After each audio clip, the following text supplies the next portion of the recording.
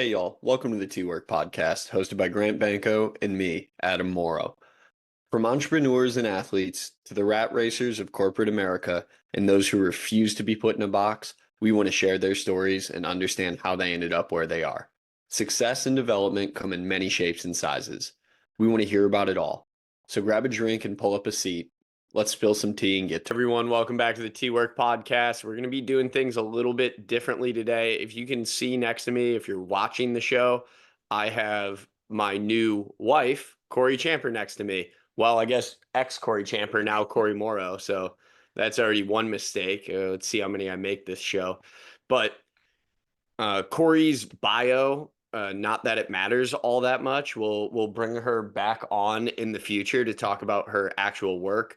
She is a licensed clinical social worker who recently gained her MRS degree. So yes, she is now a Mrs. But Banko, anything I missed that you think we should cover before we get into this?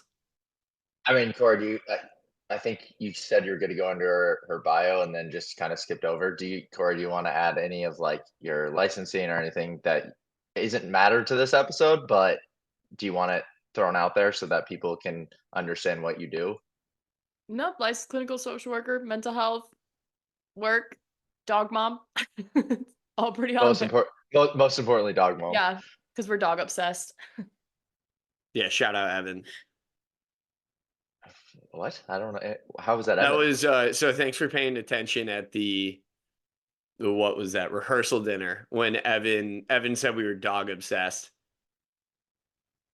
I was in a different state of mind at that point. I didn't have to stress that night. I had to stress the next day when I was officiating your wedding, so I couldn't consume as much alcohol You were just before the suppressing wedding. all the nervousness and anxiety as much as possible.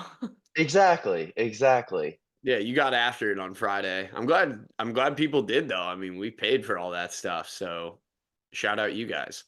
Yeah, and it was a good spot, good name, Cooters Browns. Like, would not expect that for a rehearsal dinner. So people, if you've been to New Orleans, Cooters Brown, I'm fucking up that name. Cooter Browns, uh, Good dive brand. bar. If you go to New Orleans, highly recommend it. It was a good spot.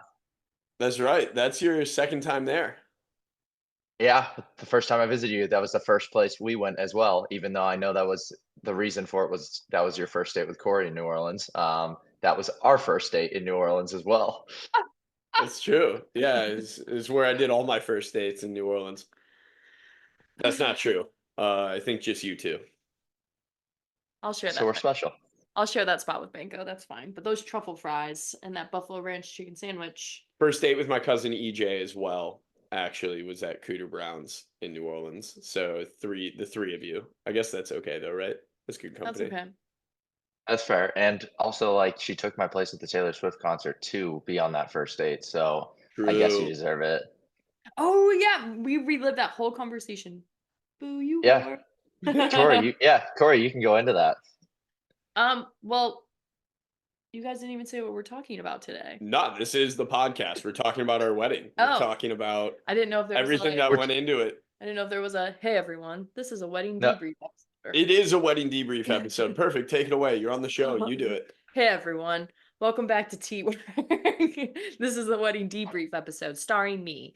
Where do I start? You already started. With Cooter Browns? Just keep well, on yeah, going. I was gonna say you should probably give that story of like how you guys first came together and like your first date. And I didn't even remember that Taylor Swift conversation, text message as much as you did, Yes. until you brought it back up at Cooter Brown's pre your wedding. Yeah. So we had our first date at Cooter Browns because Adam invited me to a Taylor Swift concert, and Adam sent me a screenshot when I said I'll go to Taylor Swift of a conversation between you two. And he said, Corey's coming to Taylor Swift. She said, suck it or something like that. And then you responded with the gif of Boo You Whore from Mean Girls. It's a valid And I response. recalled that whole thing at the rehearsal dinner. She did, and I actually searched it up on my phone and found the exact exchange between me and Adam Did 6 you years like ago, scroll through your whole 2018. conversation to find that? Probably did search. I think I searched Taylor Swift because I don't text a lot about Taylor Swift, so figured there should be some conversation in there pretty quickly. Yeah. Because you can't. I don't think you can search the text in memes of "Boo You Whore." Yeah. Probably not. Get on that. That would be super helpful. But I guess getting into the wedding, so we just kind of jumped ahead, went to the rehearsal dinner right away. I want to take a couple step back. I can't speak today. Steps back. Yeah. Hey, brief pause. Last night was Banko's birthday dinner, although he turns Is 30. it your birthday? No, the 17th. Tomorrow. Before the right. show. We're recording on the 16th. The 15th, I tell you what, it was a bad day to be a beverage. Bad day to be an adult beverage in Tampa, Florida. Adult beverages hate to see Banko coming. At least on November 15th, 2024. Yeah, we'll see the next time I consume an adult beverage going forward. I might not have one when I'm 31 years old. But let's go back to you got engaged in the summer of 2023. I believe it was July. June. Damn, okay. It was the like But it was like June 29th. Yeah. So okay, so it was close. It was right on the fence. Yeah, you nailed it. So I want to go more from Cory's perspective first because I was there the whole day with Adam. So I got to live that, and we can go down that great rabbit hole. But Cory, I guess, do you remember that day prior to getting home and the actual engagement, or like can you just take us through that day? Well, so I was at work and I just started at my job a few weeks prior, and I knew my mom, my sister, and my dad were coming into town because they go to Ohio for the 4th of July. So I knew they were coming in.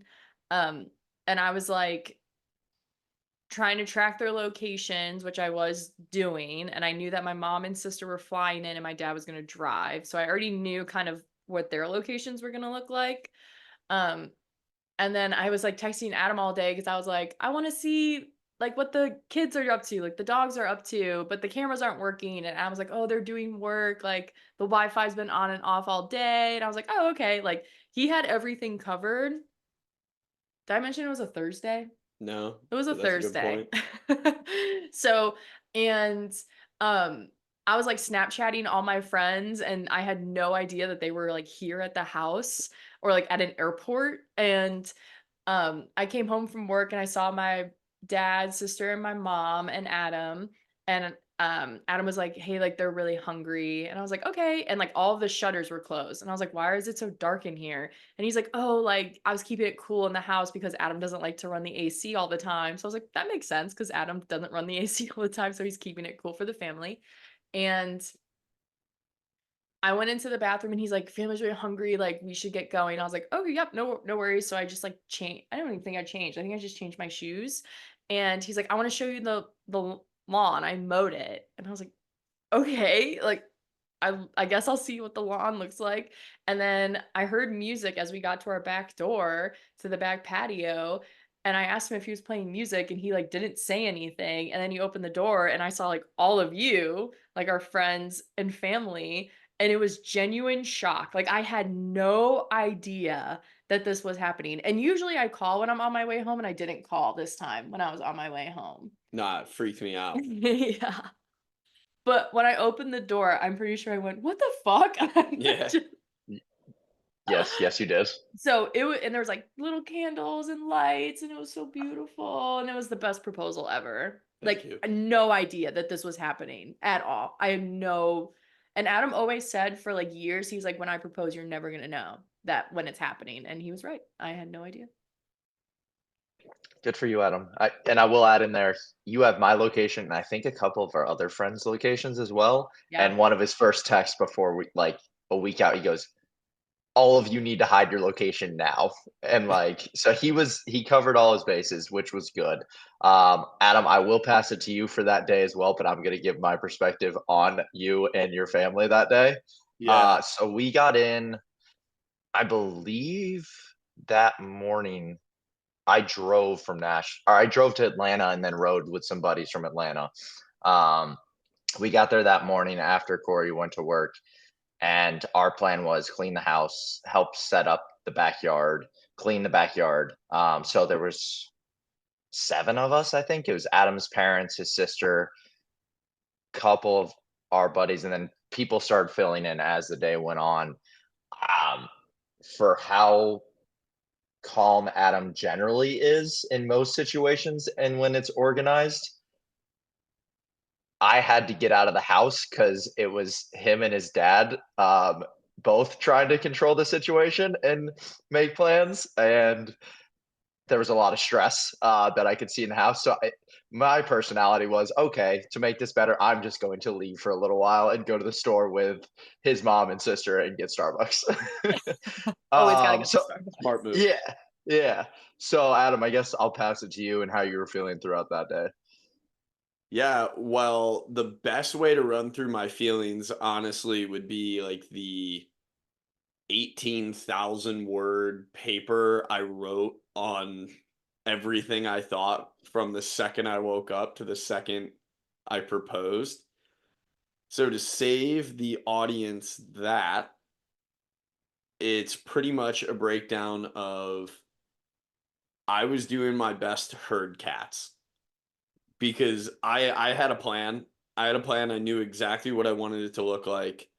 And I felt that if everybody just followed through with what I wanted to get done, it would work. Of course, that requires however many people were there, maybe 16 in total, 16 people to listen as quickly as possible and not divert from my plan.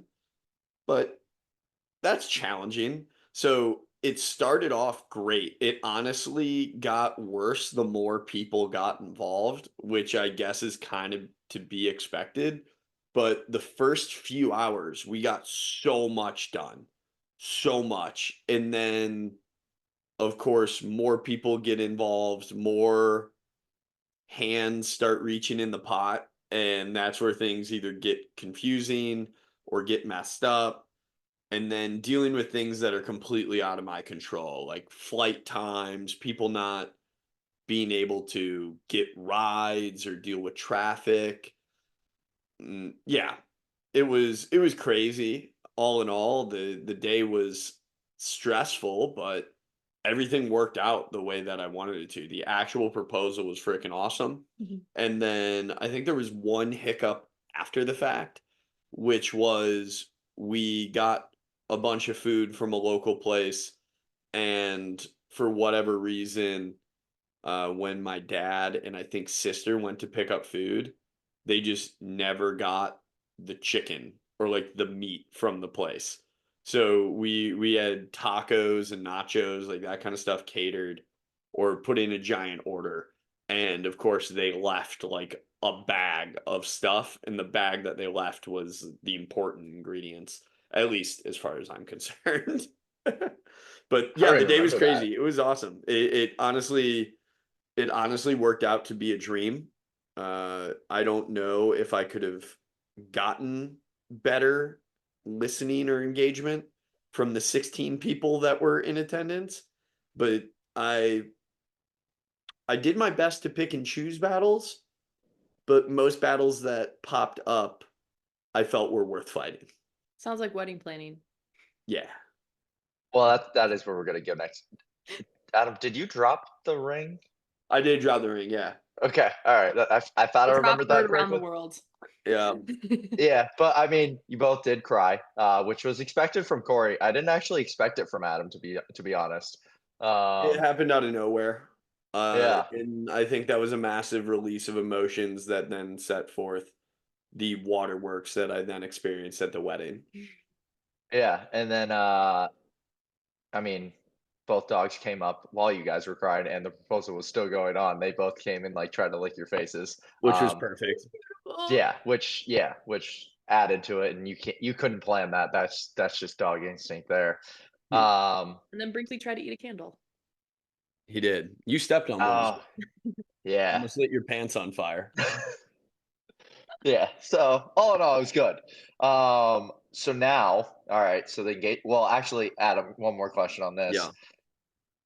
Was there any doubt that she was not going to say yes. There was zero doubt that she would say yes because Cory had been trying to get me to propose for at least a year, I would think. And part of that, as Cory said earlier, is I always wanted it to be on my terms. And I didn't want to just do something that Cory saw coming or that was super expected, or just like agree that we're going to get married in the kitchen or whatever, which is what Cory always said would be totally cool. And like, yeah, it would have been totally cool, but it wouldn't have felt as special to me. So there was never a doubt that she would say yes. It was more this little bit of doubt that she would figure out what I'm doing or what I'm getting at. Thankfully, the plan worked out and she never saw it coming. I'm And oblivious. Cory, did you pick out the ring? How did the ring situation happen? That was the first time I ever saw it.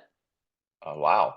Yeah, it was my mom's ring. I didn't even Okay. I didn't even fully like collect what the ring looked like until probably 7 minutes after putting it on my finger. And then I looked at it and I was like, oh my gosh, this ring's so beautiful. And Adam like casually walked by being like, oh yeah, it was my mom's. And then I was like, and then Daryl Then had the waterworks started.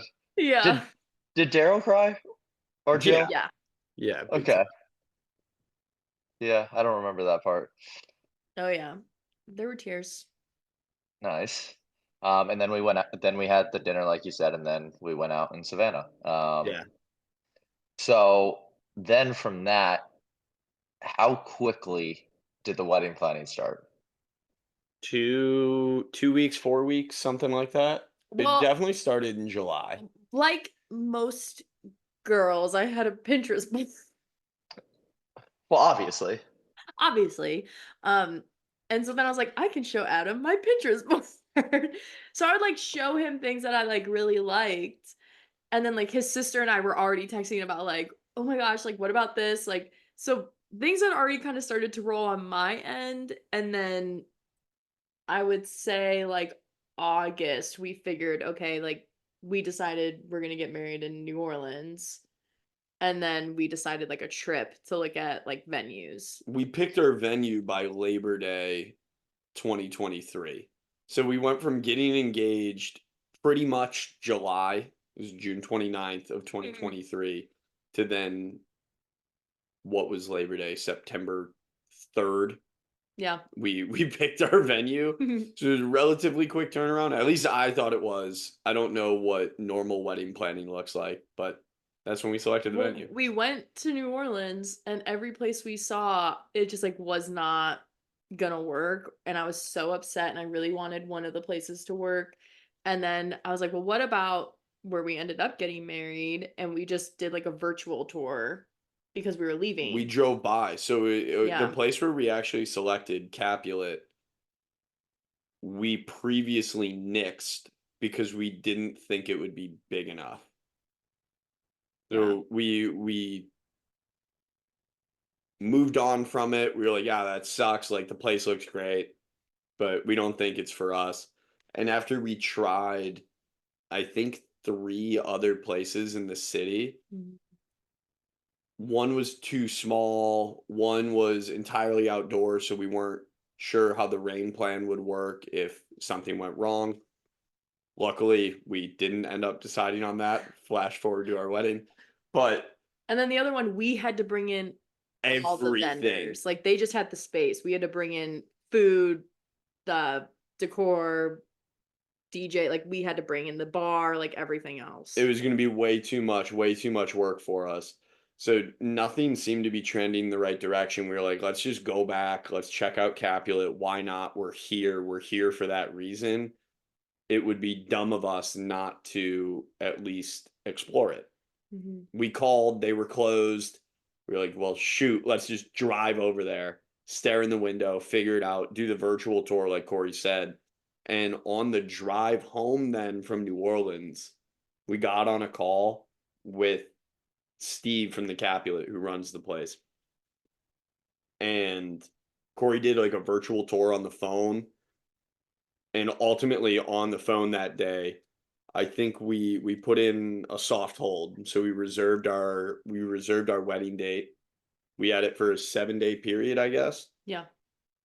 And then on day 7, we called back and we were just like, yeah, we're in. Let's do it. Let's Well, get the because deposit in. we texted like people, like I'm pretty sure Banko, we even texted you being like, does this date work for you? Because we Oh, knew true. other weddings were happening in groups in people's lives. So we were like we were trying to feel out if that date would work for a lot of our friends. And it did. So that is a very important point because I feel like there's waves of weddings. So that was very nice of you guys to text because actually 3 of our buddies are at a wedding. We were at Adam's and Corey's wedding last weekend, and today they're at another wedding in Florida. So there was back-to-back weekends. So that there's definitely a lot of weddings that happen a lot. I'm gonna take it a little bit back because I feel like we jumped ahead. Okay. So how did you? Well, I guess did the New Orleans decision slash the venue. I'll start with the New Orleans. Let's just start with that. How did you decide on New Orleans? Okay. Put the finger down. Well, it was your decision. We decided We did. after But you conversation. suggested it. Yeah, I said because we were like, okay, we could do Savannah, but we don't like it just didn't feel right to do it and to have a wedding in Savannah. And they're like, well, we could do St. Pete, but like where in St. Pete would we get married? Like we couldn't think of a place. And then we're like, well, what about New Orleans? Like we spent a lot of our relationship there. His grandmother's there, and like traveling would be easier for her. And so that's when we decided like New Orleans would be ideal. Like that'd be a lot of fun. Like there's a lot of things to do, a lot of things to see, and like whatnot. So that's how we decided on New Orleans. Yeah, our invite list was all over the place, anyways, across the country, even Mhm. across the world for that matter. So it wasn't going to be local to anyone, no matter what. Might as well pick a cool place that at least some of the wedding attendance population is just local for.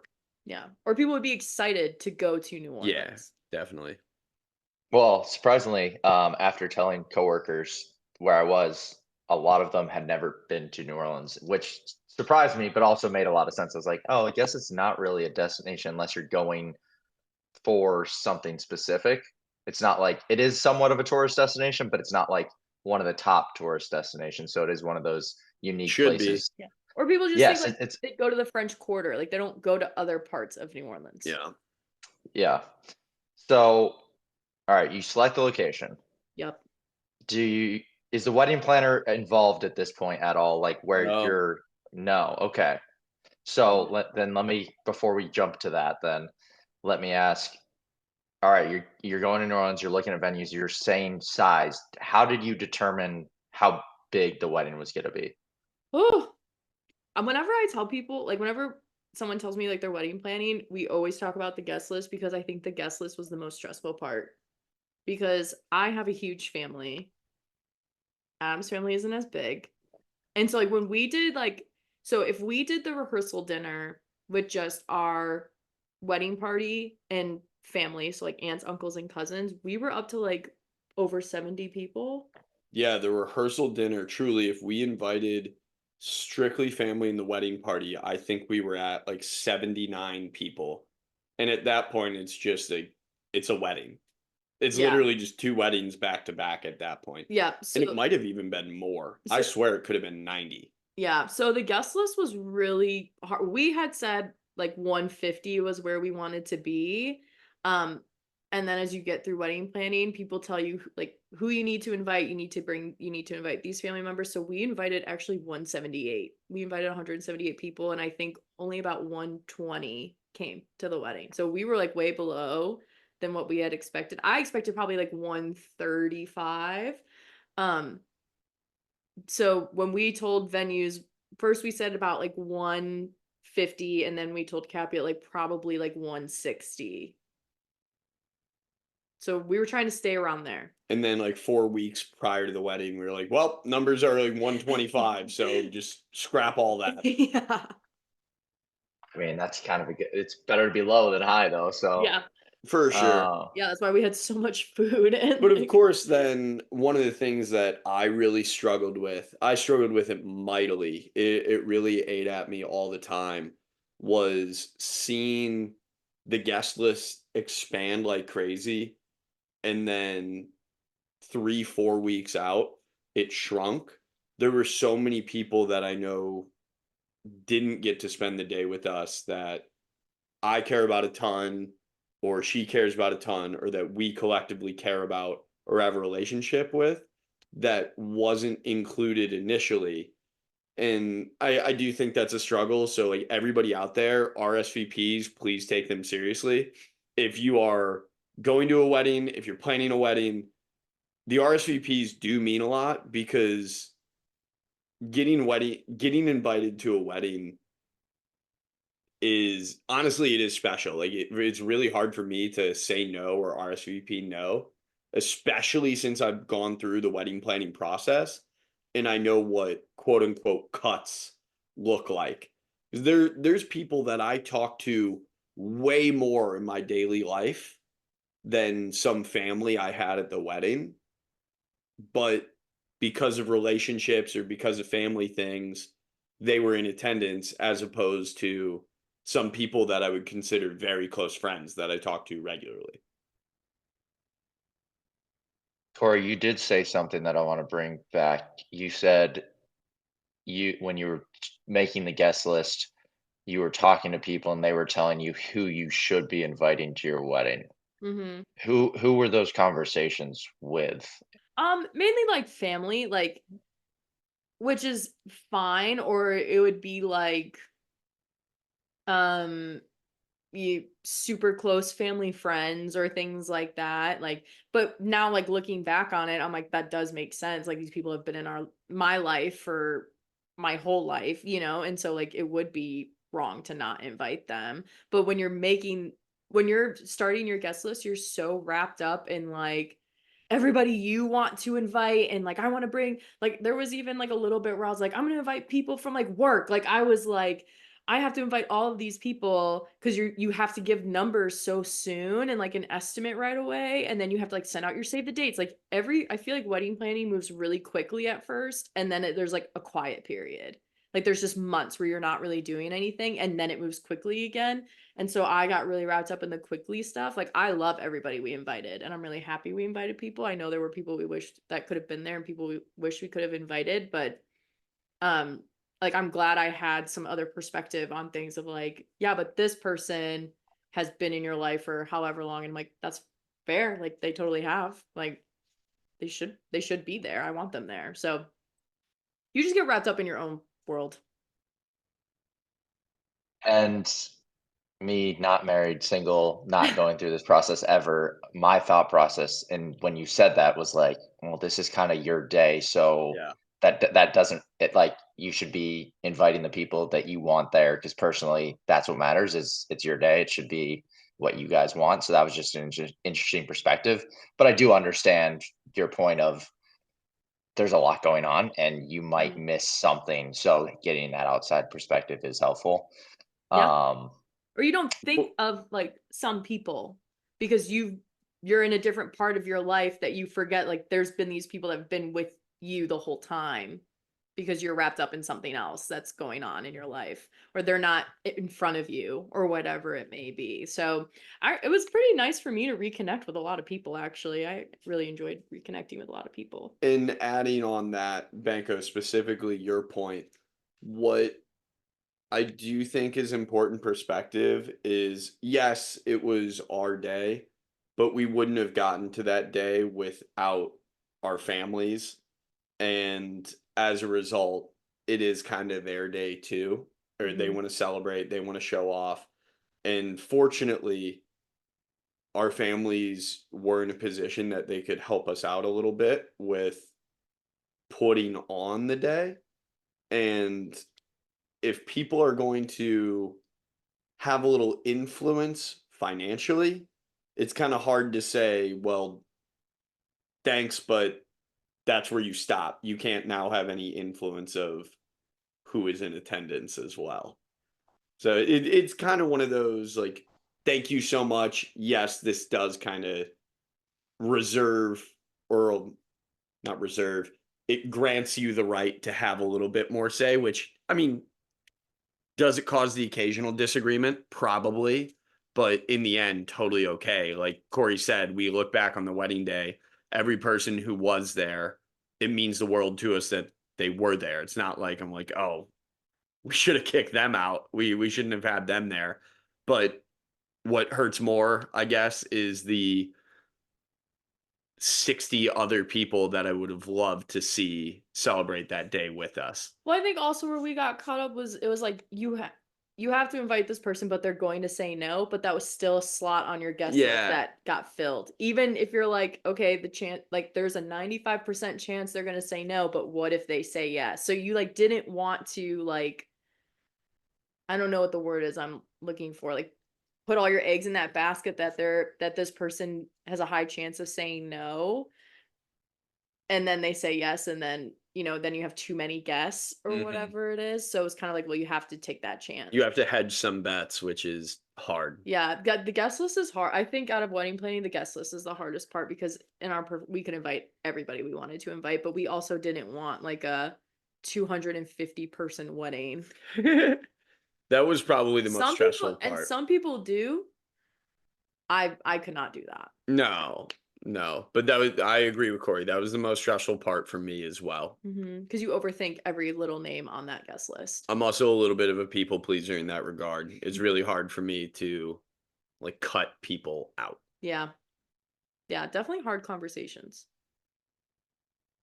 Would you guys like now what like going through it, seeing the RSVP process, who came, who didn't, would you approach it differently in any way?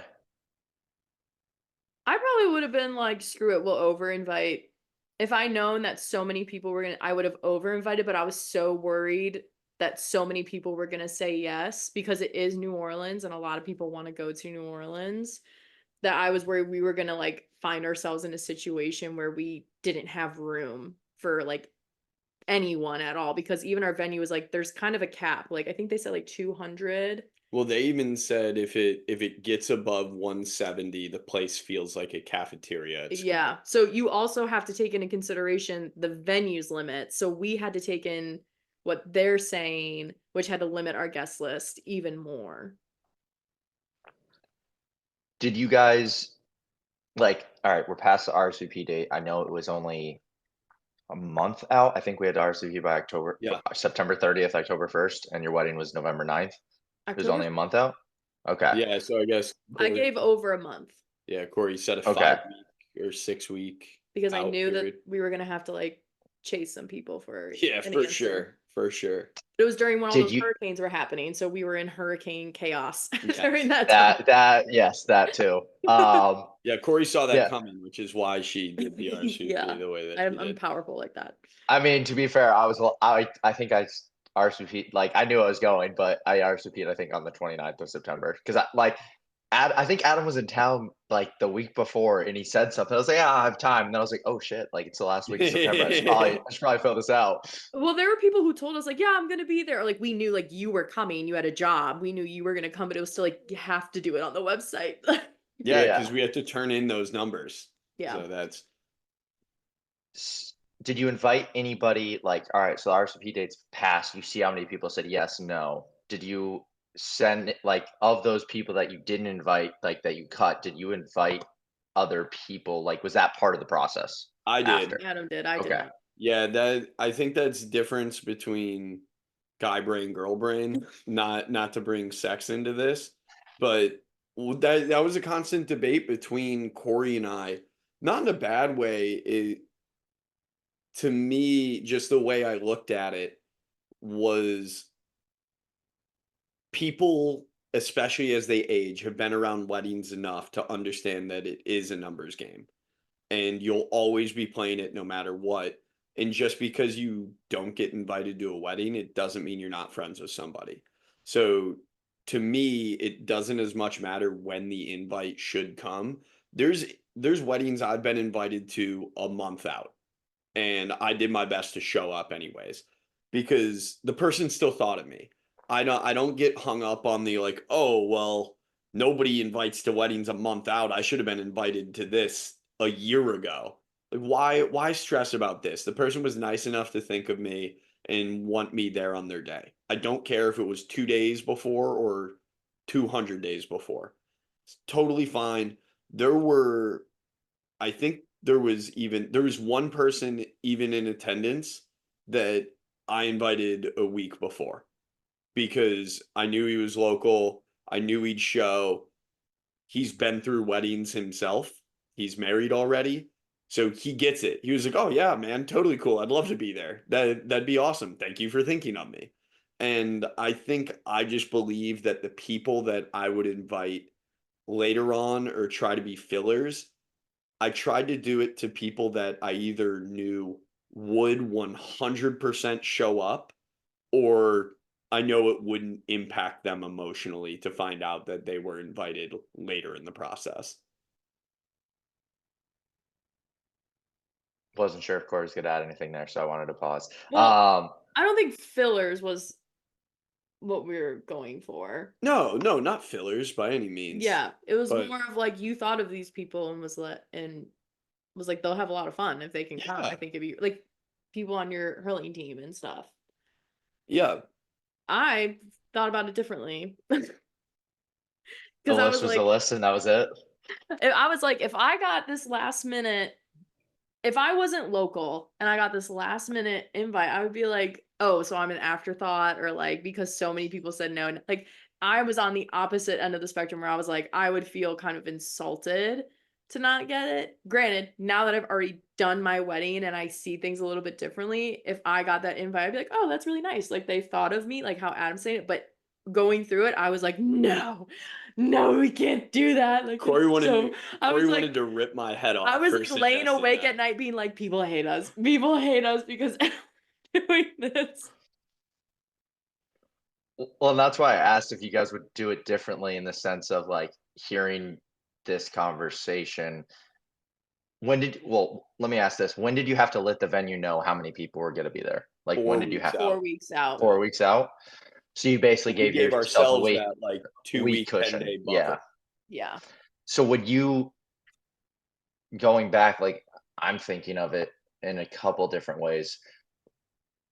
If you could do it again, would you push that RSVP, maybe give yourself a month cushion plus, and I just thought of this of like, I don't even know what to, like waiver wires coming to my mind. And Yeah. like, you would have just sent to those people, hey, you're not on the first like invite, but as the RSVPs come in, you will be added to Oh, the That's confirmation. such a guy brain No. move. Honestly, what I wish we could do so badly, or I wish the wedding world was set up where you could do it as rolling admission. And like once you're RSVP'd in, like that would have made my life so much easier to know that a year ago that we could 100% mark that you were going to be there. 100% mark that TO was going to be there and Shannon was going to be there and Slister and Alex, and you just like go down the list, or like our families. So then that way, like if we got an immediate RSVP no, like, okay, great, that person's an afterthought. We can move on to the next person. And I know that that sounds so cutthroat. It's literally college admissions at that point. But because everything that we were going through emotionally of trying to invite people and include people on our day, I could have I could have slept way better knowing that every person that could have made it to celebrate the wedding with us was included. I struggled with that a lot. I really did. yeah, guest list was just tough. That's just anytime someone tells me that they're going wedding planning, I'm like, oh, guest list, and then we vent about guest lists because it's just hard. It just puts you in a hard spot. Like you can't win when you do a guest list. No, not at all. I might steal that rolling admission idea though. Send out the invitations in waves. You've Because been you're right. Like, listed for no, this. well, you don't even no, you don't even do it that way. Wave. You just like it's like immediate family gets theirs a year before, and you have to RSVP in a month, and then it's the wedding party, and then it's like you do waves of like how committed somebody can be to like to go to the wedding. Like it was a guarantee that I was going to be there, but I didn't RSVP until 2 days before the deadline, so you didn't have Yeah. the official invite, or official count, I guess. Yeah, it So would I be might bad if steal you that. I might. What? It would be bad if you RSVP no. Yeah, that would have been tough. Yeah, Adam would have done that wheel thing to see who's going to officiate the wedding. Yeah. Yeah, I'm probably gonna steal that idea if I ever get married. It's a good idea. I'm Yeah. mad I didn't think of it until after our wedding, but to be fair, I don't think you would have let us do that. That would have been so much more work. It would have been Oh, absolutely. no. I was already like, let's just send this out, get this done. Like I was on him about save the dates. Yeah. And I struggled with Yeah. that because the invites were so hard for me. In doing save the dates He in froze. March of 2024, dude, I struggled No, we sent mightily. save the dates out after Christmas.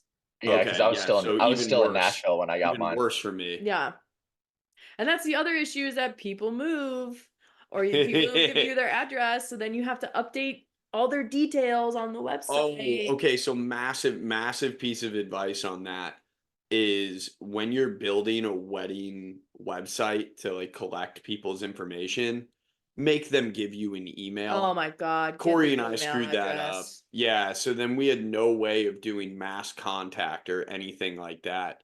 So for family friends that were an invite because of a parent more so than us, for example, and we needed to communicate something, we had no method of actually doing it. We needed to rely on other people.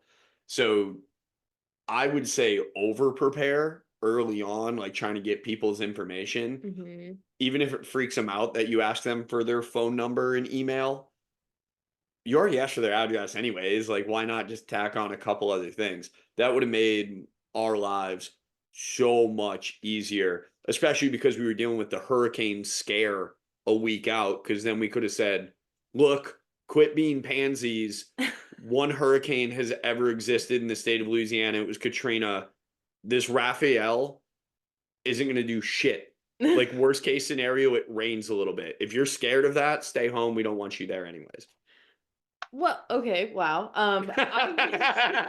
That's all I I think with the mass communication, it would have saved us from repeating ourselves so much the wedding weekend or Yeah, the that week too. leading up to the wedding when everybody's like, well, what time is this? What time is that? And it's like, that's probably been on your fridge for the last year. Or you could look on our website. Like I answered, there came a point where somebody asked me, it was probably the seventh time answering the same question within 2 hours that I had to take a deep breath before I answered them. And they were like terrified as to what I was gonna say. And I was like, it's not you. I have just answered this question so much. And like we're on our phones all the time. Just look up our website. Like just there it is. There's the information.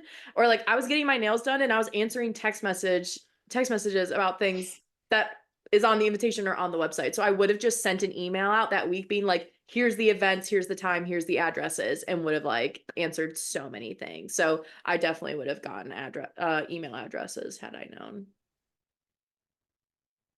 Got it. Yeah. Taking notes. That was a tangent we No, that was He good. asked I a mean, good question. I honestly didn't expect the guest list to be this long and this in the weeds, but that's a good like I haven't gone through it, so I have no idea. Yeah. All right, so we have the Like a location. We MySpace have top 8. Like I have to get my top friends. That's like picking a Yeah. wedding party. Like I have to give my top friends and Well, then actually, we didn't get into that. How did you determine the wedding party size? I hated Like it. that. well, what? I Okay. struggle. No, it's just another thing I struggled with mightily, like the Yeah. guest list. How do I choose? How do I stand people up in front and be like, well, I care most about these people? I just really struggle. I really struggle with that. And I know that's kind of, again, like a cut and dry black and white way of thinking about it. But there are so many other people that I know also could have been up there with us. Mhm. Then again, I know that's why we didn't have them stand with us up there because, to be fair, it's not about the wedding party on that day. It's just people that we really care about that we want to experience the moment with us. Mhm. But yeah, I struggled with that just like the guest list. I had no idea where to cut it off, where to keep going. It was almost easier for me to keep it smaller then continue to grow it. Which is why we had odd. Yeah, That's which is why we had mismatched numbers. Because I told Emma, I was like, we don't have to match. Like, it's totally fine for us to not match. I did it based off like people that I'm communicating with all the time, or like my closest friends. But I also took into consideration like when I'm going through it, or like I need a sounding board, like who are the people I'm texting, or like when I'm really stressed out, who am I calling because I'm stressed. So I thought about it as like who am I gonna know that I need to be around that weekend, who's gonna keep me like calm and centered and grounded. Granted, I was still kind of off the rails on occasion here and there, and like trying to keep my cool and not throw up everywhere. But like all my wedding party, I thought was fantastic. Like they all did exactly what I needed them to. They all brought the personalities that I needed around me. Like I loved my side. And I loved your side too.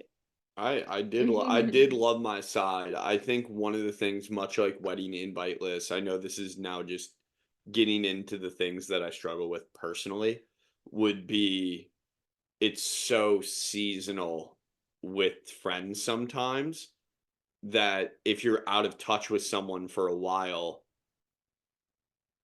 you might not include them on something, but then you spend a weekend with them and you're like, oh, shoot, that person should totally be in my wedding party. Or, oh, I should totally invite that person to my wedding because you got dinner with them 3 months prior to the wedding, but they Yeah. weren't on your guest list. So I think that's always hard. Like, I like to think people are mature enough that they understand it always is a numbers game. There's so much more to it than the feelings or the relationships that you have with people. Sometimes these decisions just need to be made way in advance and they can't be changed, Yeah. which sucks. We But should talk about how we picked Banko to officiate though. we probably should. I don't know if that was on his list. I mean, we'll get into that. I want to stay here for a second. I want to first point to Adam's point. I think it's more of a. I am your therapist. You're welcome. I don't think you can legally say that. I'm not a therapist. I'm not licensed. There, it's covered. Thank you. Yeah, Corey got is. you. Yeah, Corey is. I think a good point, and it's more from a guy's perspective and my thought process as a guy and guy friends. A lot of my friends that I have, I don't need to be in constant contact with. Like me and Adam, we could go weeks without texting or talking. I mean, we do have a group chat with our friends where we'll send memes or whatever, but that's like sometimes the extent of our keeping in contact. It's just literally memes or videos on Instagram going back and forth. We don't actually talk. And as a guy, like, but they're still like your closest friends as a guy. Um, from my experience, just looking and observing girls' relationships, that's very different. Is more conversation and always touch base. Like my best friend that I grew up with, I've known since 12. He's an hour away, and we don't text at all. But like every time we get together, like it's back to normal. His wife finds it very weird that we don't text each other ever. She's like, that makes no sense to me. So I think that's a good point from the guy's perspective for Adam when like selecting like you kind of like, oh, I am actually really close to this person, even though I don't talk to them every day. Yeah. Meanwhile, girls are like, "Are you mad at me?" If we go like Yeah, days yeah. without talking, "Are you mad at me?" Or like, "Are you okay? Like, are things okay?" I think side tangent on that, it's the classic joke of you can go out golfing with the boys or spend a night with them or go on like a buddy's trip, come home and be like, "Oh, what are they doing for work now? What are they up to? How's their life?" I mean, you're just like, "I don't know. We didn't talk about any of that. Like, I don't know. They seem good. Like, we laughed, we hung out, we talked about sports. That was the Yeah. extent of it. Just so different." Meanwhile, we're like, "Here's the latest trauma." Yeah. It was just like Here's how my partner's pissing me off. he hit a sick parlay last weekend. Exactly. Um, Last question on the guest list part.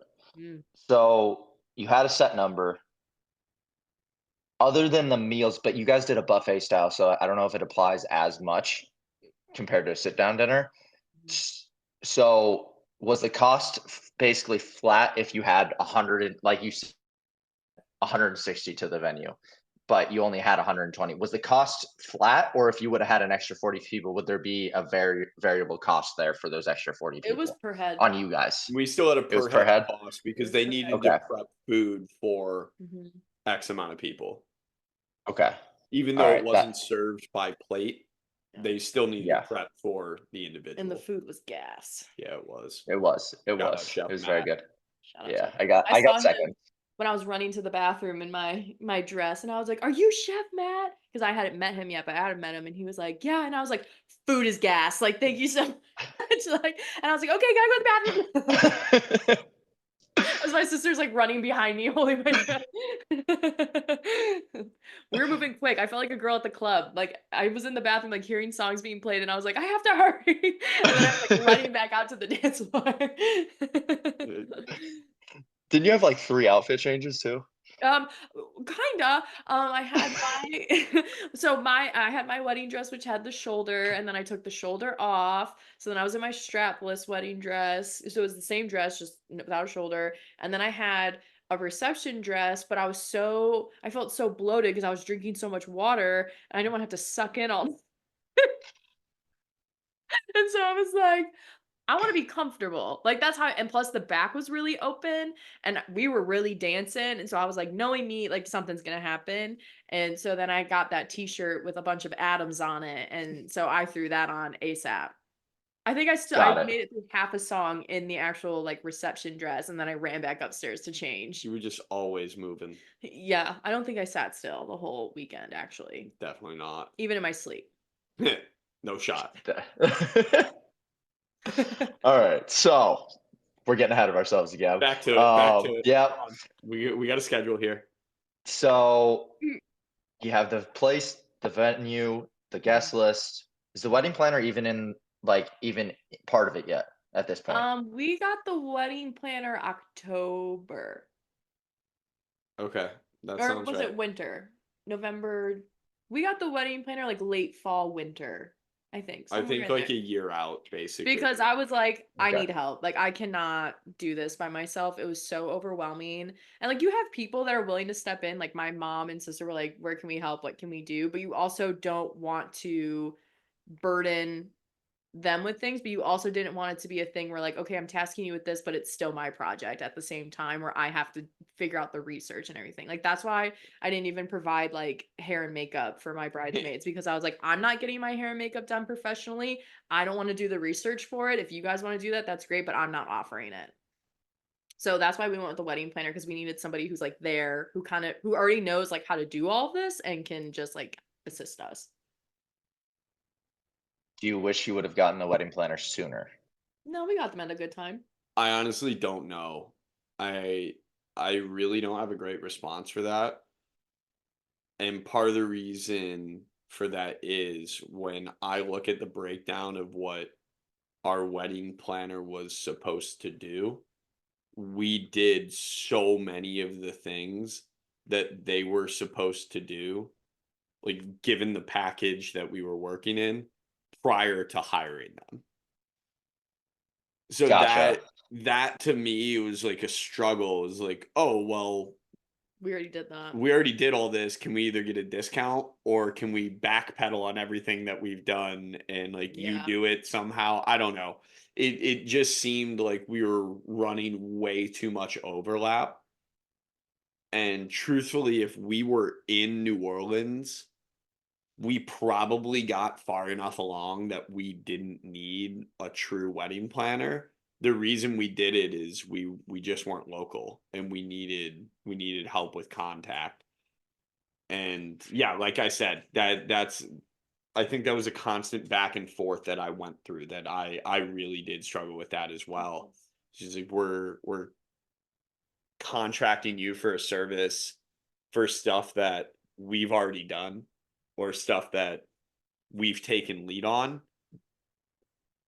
So like where's the divide in the work in the contract here? Yeah. I would say I think though that's also on us because I felt so much urgency to get so many things booked and so many things done as soon as possible because wedding planning almost feels like the wild, wild west of like you have to book everything first before other people get those vendors and then they can't do your wedding. Yeah. Like Very true. it is such like as soon as you think like I'm gonna use this as soon as you think like I'm gonna use that company, like you have to like book them and like make sure that they're available that date. So like there's just so much back and forth, and that's where I was getting overwhelmed because I was back and forth between so many vendors and feeling like I need to get all this done like today in order to like sleep at night. Makes sense. And I guess there is a control piece there. Again, knowing Adam's personality and like, yes, a wedding planner might help, but Adam is very type A and likes things done a certain way. So it's very hard for you, from my experience, to give control of someone, be like, hey, take care of this. No matter how good or bad somebody is at executing on something, it is Mhm. your day. And like it, I feel like it would be hard to give up that level of control just because you want to make sure it does go right. Yeah, like our rehearsal. Dude, you said no trash talking. Oh no, but I'm saying like having things done a certain way. The rehearsal with making sure people came out to the timed music correctly. We and needed to every- rehearse. Oh And we'll get into that. and We you know will get what? We into nailed that. it. We ended up nailing Yeah, it. you guys crushed it. So I will not apologize for a single thing I did at the rehearsal. All right. Stepping back again. You, We're getting ahead of ourselves. nah, responding to what you said about the like how I react to things and surrendering control. I think in this process, one of the things that I struggled with mightily is I tried really hard to relinquish control. And I felt like there were times where I was either being let down or misled that then I needed to pick up slack again. And maybe it's because there were communication gaps and I didn't understand the process as a whole. But there were just too many times where I felt like the right things weren't getting done that I took it on myself or Corey stepped up in a massive way to get something done. And again, it probably resulted in us doing work that we had contracted out anyways, but like I said, communication gaps or not understanding the process, different things that resulted in us doing more than we needed to. Got it. Yeah. So you get the venue. Does the Mm. venue come with the because you mentioned that some venues didn't come with anything. Yeah. I know from experience from other friends, some vendors come with the venues. How did the vendors, so like the food, the drinks, the DJ, all that process work? That's part of the reason we went with Capulet. Yeah, they had food and bar. Food and beverage was with the venue. Yeah, and we already knew the DJ that we wanted. Yep. So we were already like, we'll bring the DJ. DJ Matty Mo. And then we had to do flowers. Like we had to find a vendor for the flowers and decor. They kind of did it together. They did it together. Our wedding planner connected us with them. Yeah.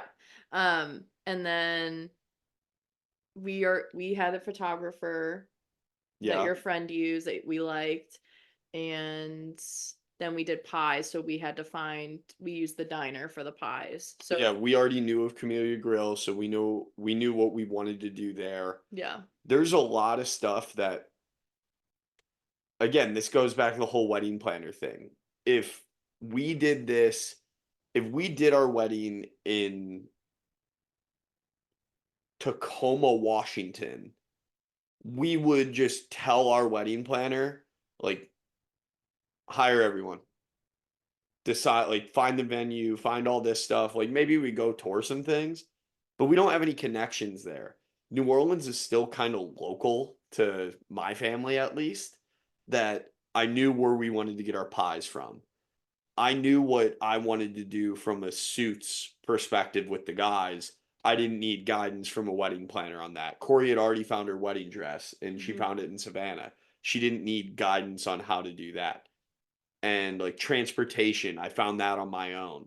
most of the time that's going to be through the wedding planner, or like florals are going to be through the wedding planner. Which we did use through her. Yeah. So we did that. So there were just a lot of things that we could have relied a little bit more on the wedding planner for, that we ended up doing on our own because of either pre-existing relationships or a specific want that we had. Yeah, but she did a lot of the communication, like with Camellia Grill. Yeah, and which was everything. super helpful. Yeah. So at least they were able to shoulder that load. Yeah. This is my other thing, Banko, when you start wedding planning, have like a wedding email address. Like just all of your wedding emails are through that address, because that saved us like going through our personal. Well, Adam would use his personal Yep. email a lot, but it was nice to have everything in like one email address. That's I'll try to remember that. I'll just Yeah. have to listen to this podcast I'll remind you when future. whenever that day comes. What about furniture? So like chairs, tables, was that part of the floral person or that or We no? had to rent the ceremony chairs that we got through the wedding planner. We had to rent those. And luckily with that was like, we didn't have to give them a number until 2 weeks before the wedding. So the rental chairs, we didn't have to give a number until 2 weeks before. So you didn't have to pay for additional chairs. And then all of like the furniture and everything was from the Capulet. Got it. Okay. Yeah. All right. So now we're through all of, I think, most of the planning. You said Yeah. there's a lull. I'm assuming that was the first sprint, and now you're in the lull period of like 4 or 5 months. No. Not entirely. So like the first sprint was guest list, venue, Booking the vendors. vendors, and attire for Cory specifically. Yeah.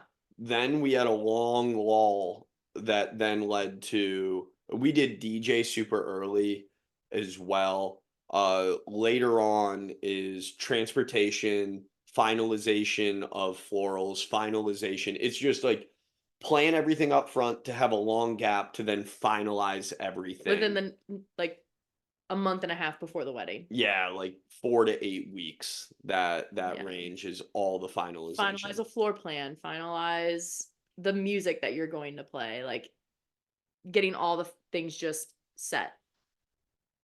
Got it. I just actually remembered one question that I wanted to ask. So this is obviously a location that wasn't local for most people. So there was some coordination on your guys' end for hotels and places to stay. How did you guys approach that? Our wedding, so a lot of the business stuff I put on Adam because I'm not reading the contract. I'm not gonna read that. Are you kidding me? I got too much going on and I got the attention span of a gnat. I'm not reading this contract. And so anytime a contract, so we told our wedding planner we need hotel blocks. And she gave us like I think a few contracts. She gave us like 4 or 5. Yeah, and I just sent them to Adam because I was like, if there's one thing about Adam, he's gonna read the contracts and like he's gonna see where his money's going, or like where is he losing money, and like things that we had worried about was getting charged for rooms that weren't used. So like some hotels, if you don't use up your whole block, you have to pay for the whole block, like if it's not being used. And so every contract that came my way, I sent it to Adam. I was like, you have to read this. So there were 2 hotels right away where I was just like, no, we're not doing this. There were like the first 2 that got recommended. I saw there was like some sort of coverage that I needed. It wouldn't be the full cost, Yeah. but if rooms were left empty or something like that, we would have to pay something. And I just responded back and was just like, no, this is a non-starter. We're not doing this. So thankfully they came through with 2. They found 2 that we didn't need to cover unused rooms. Yeah. So then we went with those. I actually didn't even realize that hotels did that. I've never had to Some book a do. block. I mean, So it's not just in a place that's highly trafficked like New Orleans, and you think about the weekend that we were there. Homecoming weekend. Tulane homecoming / alumni and weekend. parent weekend. But that's Oh. Then LSU, Saints, Alabama. Saints, Falcons, LSU, Bama. Yeah. Yeah, hell of a weekend for you guys to choose. Flights were varied in price for all Oh of my us. gosh. Hey, but I can't even think about the financial.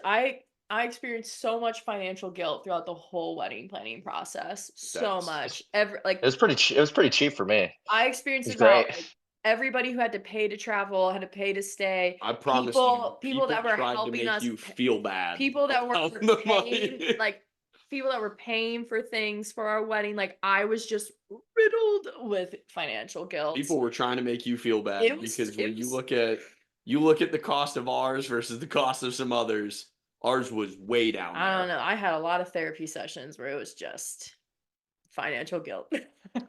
Yeah, and each person paid $240 for 3 nights of staying at our Airbnb when a hotel per night was $240 per room. Yeah. Yeah, come on now. You kidding me? Yeah. I mean, my flight was $78 round trip, so I can't complain. Exactly. That's really nice. Well, I think that's why a lot of people chose to drive too. Was just like it's easier. That was I did discuss that. It was about a 9-hour drive, and I debated it, but then I Yeah. saw the $78 flight. Also learned Spirit Airlines, if the emergency row and extra legroom, Adam probably already knows this, are not filled before the flight, if you're at the gate, you can upgrade to those for $15. Oh, that's nice. Yeah, So I used to fly Spirit from Tampa to New Orleans when I would visit Adam a lot. Yep. The bare was one bones of the of the sky. it was it was the few flight that was direct. Yeah. I mean, Quentin and I had similar timed flights on Sunday. We took the same Uber, went through security. He was gate B, I was gate C, so we split apart in the airport right when we went through security. He flew to Austin and then to Tampa. I just flew straight to Tampa and then picked him up at the airport 4 hours later.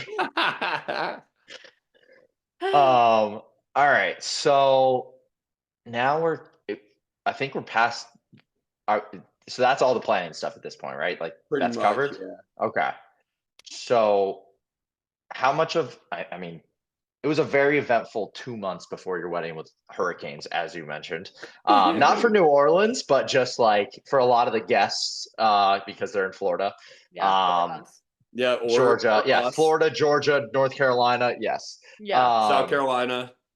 South Carolina, yeah, everything. Yeah. Don't disregard us. Yeah, you're right. Yeah, We're the first victims one, too. the first one was a bit harder for you guys than Yeah. actually. Yes. No, well, the Helene. flooding was pretty bad for Helene in the Tampa Bay area. Yeah. But I guess was there? You mentioned the lull like after this first sprint. Was there another? And then you said about a month and a half you had to finalize everything. Was there any bit of a lull like 2-3 weeks out before the wedding? Literally like 2 weeks. I would say I would say the last half of the week before the wedding into the week of the wedding, I was like refreshing my email multiple times a day because I was like, nothing's happening. Like I was expecting things to be happening, and I was like, it was so quiet because at that point, like it's all done. There's nothing. There Things are should done. be and then like 3-4 days prior to the wedding, then we got slapped with like 3 things Oh yeah, like bills. out of nowhere. That upset me a little bit. Like, really? Like, now we can't handle this post wedding? Yeah. Or you couldn't have billed me 5 weeks ago, but whatever. Yeah, so Corey's pretty much right. Like, once we got to that 10-day out period, it was almost like radio silence to the point like, is everything okay? Like, are we still getting married? I guess actually I kind of overlooked that. Speaking of billing, how much was upfront, like before everything took place, that you had to pay for versus post wedding that you had to pay for? Everything was ahead of time. There's not one thing that we paid for after the wedding. And the way most of the stuff is done is it's segmented anyways. So there's usually an upfront cost or some sort of down payment.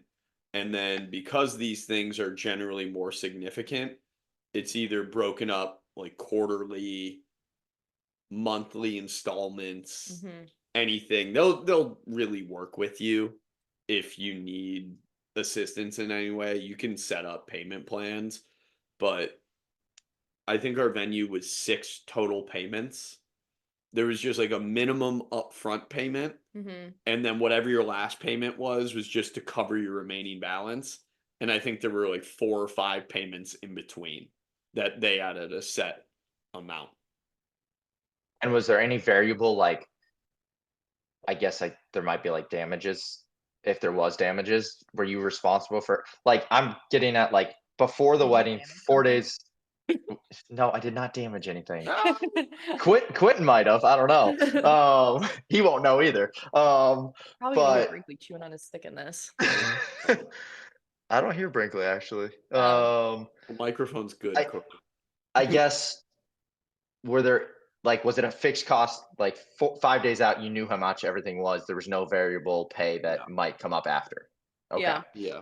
Yeah, that was like the rentals where they said you have to give us 2 weeks. Like, let us know 2 weeks before because your RSVPs are pretty much done. Like, I only had, I don't think anybody no-showed, but I had 2 people. Well, I had 2 people who texted me day of or the weekend of saying they're not coming.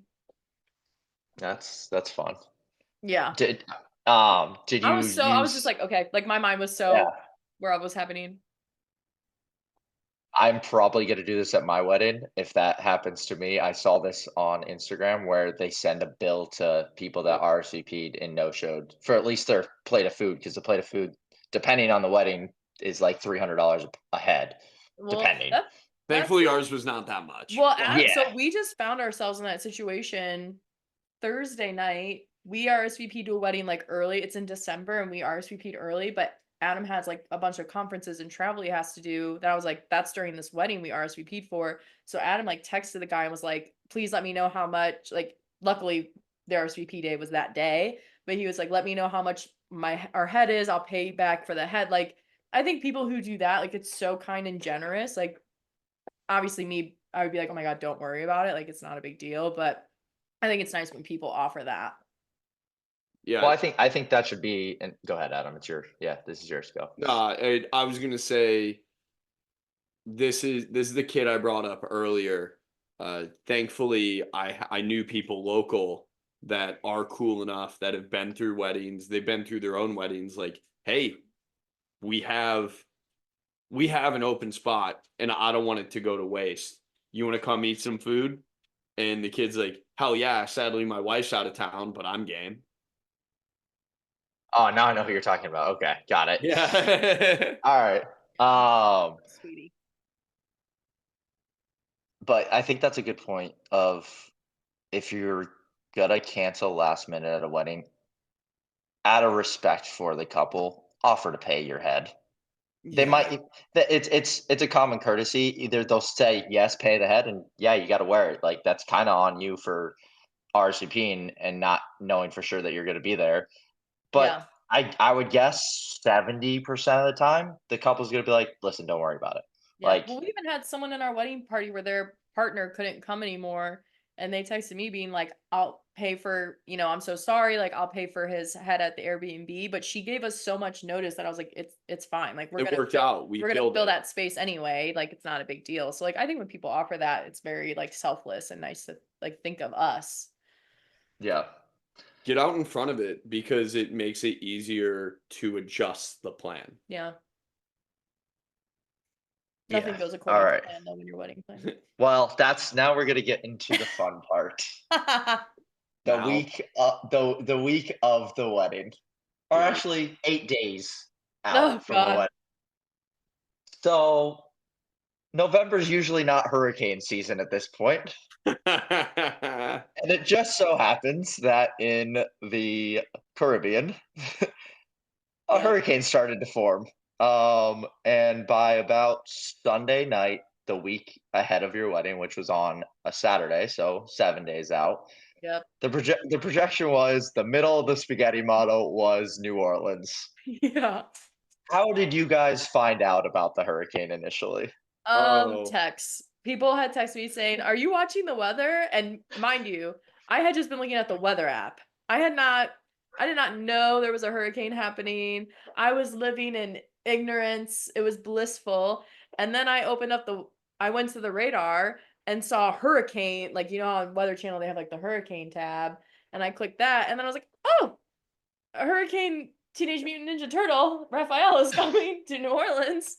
And and I spiraled. I cried so much because for them for 2 days, so that's Sunday to Tuesday, I had people texting me asking me, "Is your wedding still happening? Are you still having a wedding?" And our wedding planner texted us saying, "We're watching the weather. We're good to go still." Like, I was on New Orleans Reddit pages. Like, I was looking to see what all the locals were saying. I was looking up New Orleans news. Like, I was trying to stay like in front of this as much as possible.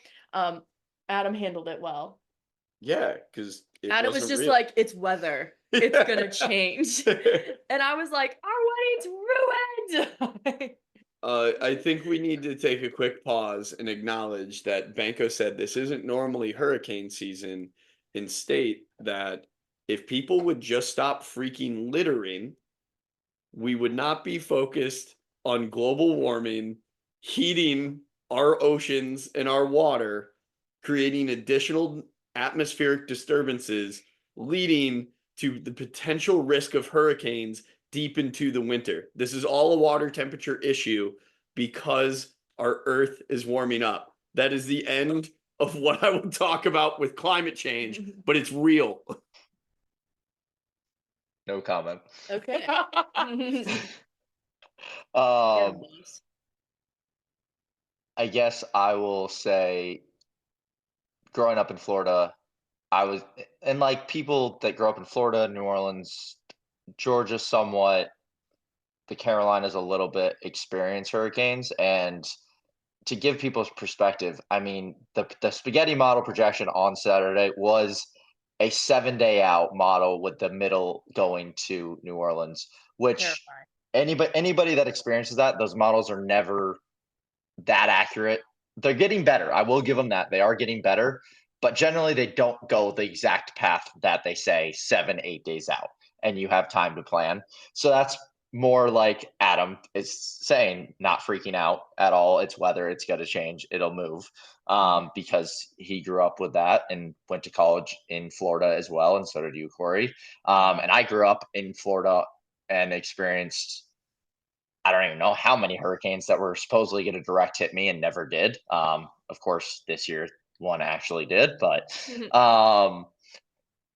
and just to give my perspective, I saw it on Sunday. I saw the hurricane, and I turned to Quentin, who's my roommate, was also going to the wedding. I was like, "Well, there is a hurricane." No shot I'm texting Corey or Adam until like Wednesday night, which my flight would be Thursday morning. Like that would have been my, like, if I heard nothing from Adam at that point, I probably would have been like, "Hey," and if it was still projected, I probably been like, "Hey, hurt flying out, just making sure we're all good." Like that would have Yeah. been the extent of mine. I would say from my perspective, not like, kind of know what you guys are going through, but I wasn't there on the day to day. Don't reach out to the couple asking if the wedding is still going on. Like, they're Yeah. already under stress. Talk to somebody else that's in the local area or another friend going to the wedding. "Hey, what do you think about this?" Like, no one's not going to communicate. If the hurricane was still projected to be very strong going to New Orleans, I'm sure you guys would have sent out, well, you didn't have an easy way to We only communicate, had but the if you emails. did, you would have been like, "Hey guys, we're aware. This is what the thought process." Oh, yeah. Um, The morning after the election, I was up. I did not sleep. I was up at like 3:30 a.m. checking the polls to see who if they had a winner for the election yet, and then checking the weather. I was just going back and forth between the news and the weather of what the spaghetti models were doing. Are there any updates? Okay, who's the new president? No updates. Okay, go back to the weather. Like, I was just laying on the couch in the fetal position, refresh. New page, refresh. Like, it was so bad. well, that's also something you guys didn't mention and probably didn't think of when you were planning your wedding. Bold of you to plan your wedding 4 days after the election. We needed a healthy distraction. My mom was here to say something about it. She did. Wait, what? My mom really early on was like, "Oh my gosh, did you guys know that that's right after the election?" You're like, "I don't We care. didn't think Why would that matter?" we didn't think what would happen would happen. And you didn't have assigned seating, so that probably made it a little bit easier of thinking about that. Oh, yeah. That open So floor seating. if you would had to make tables and have assigned seats for people, so to give background to people, they had a buffet style, like dance floor was open, go sit wherever you want, kind of reception after. So that really didn't come into play. People that wanted to sit with each other sat with each other and talked with who they wanted to. Yeah. So the hurricane obviously didn't hit, which was good. Um, Now let's go to you guys. Just we're bringing the dogs, so you decided to drive, and you left Wednesday from Savannah. Wednesday Let's go morning. down. Let's go down that fun part of this whole week. Yeah, Adam. All right, backpedal slightly. If you remember when Cory said she was on the couch in the fetal position, just swiping her phone back and forth, the reason she was on the couch is probably around like 12:30. Yeah, it was definitely after midnight. I lean over to Cory and be like, "Are you on your phone?" And she was like, "Yeah." I was like, I'm sorry You to go sound somewhere else. yeah, I'm sorry to sound a little selfish here, but I'm going to be driving the 10 hours to New Orleans tomorrow. Can you like not? And she was like, I'll just go somewhere else. So then that's why Cory was on the couch And I had because the phone at the dimmest setting, but Adam's like, I'm sensitive to the light.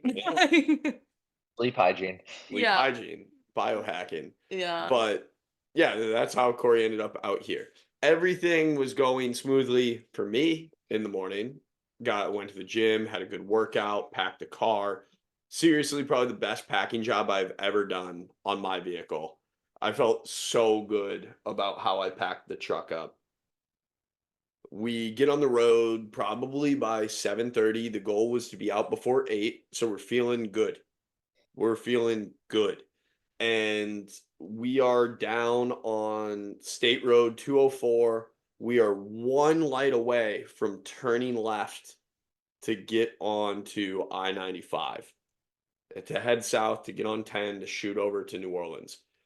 As we are one light away, a car from the other side of the divided state road illegally turns left into us. So we are thankfully only like 25 minutes away from our house at that point. But we get in an accident 25 minutes into the drive to our wedding. So that is just quite the ordeal. Thankfully, I'm okay. Cory's okay. The dogs are okay. The two people in the other car are okay. The cops were on the scene super fast. It got handled. It's the other car's fault. The police report came back. Like everybody was great to deal with, which was nice. But it sucks that we got in a car wreck and the car wasn't street legal to go to New Orleans. So we had to turn around and drive back to the house to unpack everything to put it in Cory's Corolla, which is very different size from a Tacoma. So then we had to call friends who are in Savannah to take stuff from us to then drive it to New Orleans. And we went from being ahead of schedule to now getting on the road at like 10:30 a.m. The other detail of this story is that Adam put on golden under eye patches as we were leaving the house. So he has he has these I have a picture on my phone too of being like on the way. He's got these golden under eye patches and we get into the accident. Adam's like, oh god damn it, like like upset. And I'm like, okay, well, cops coming up, you might want to get rid of your under eye patches. Should have kept him on. But Would've been a awesome. power move. It would've been Yeah. so funny. But we were giggling a little bit towards the end and we got You on the needed road.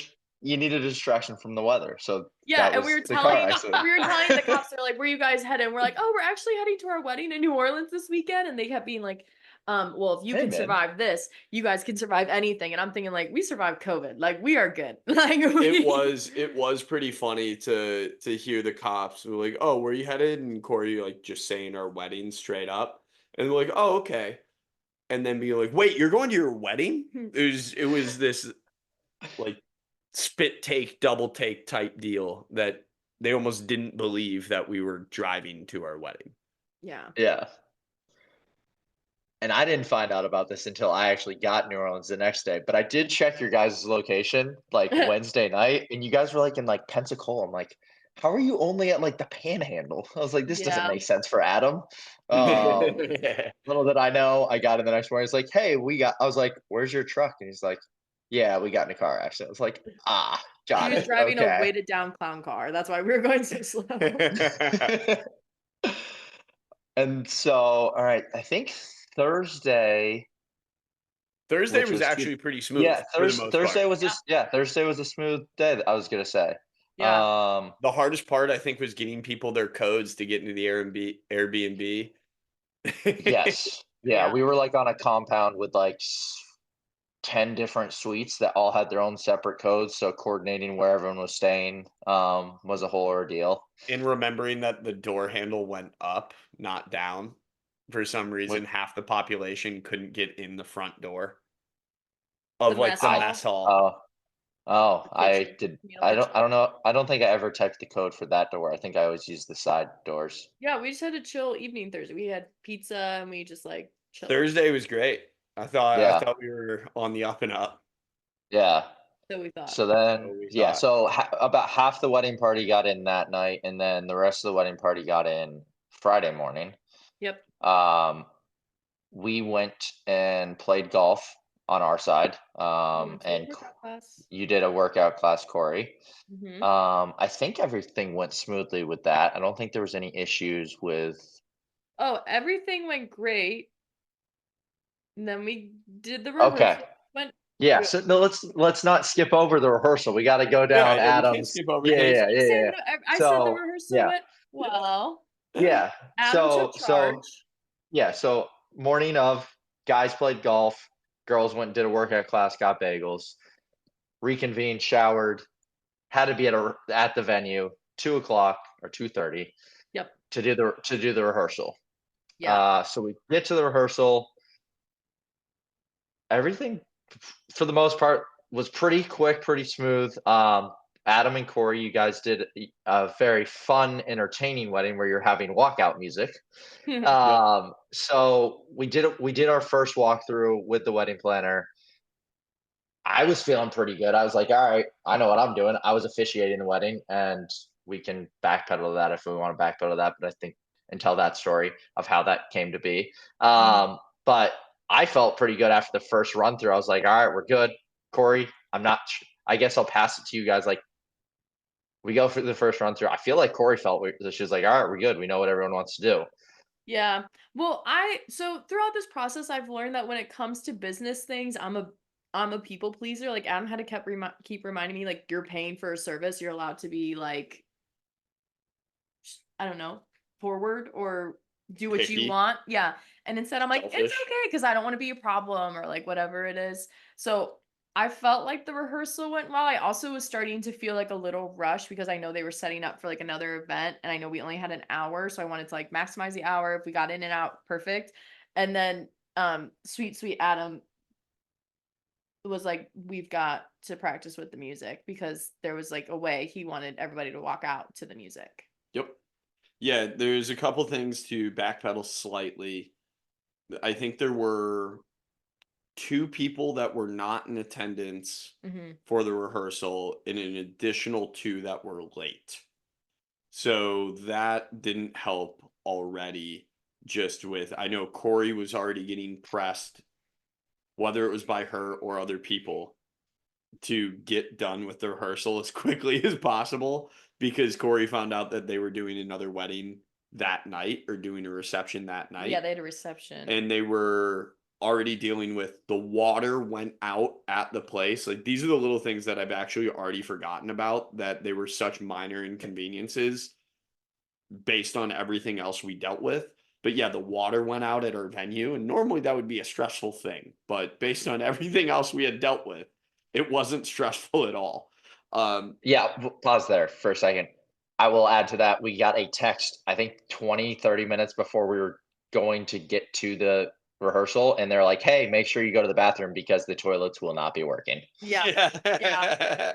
So that's a super confidence inducing text to receive. But we trooped on. And yeah, as you said, things were going okay, I guess, with the rehearsal.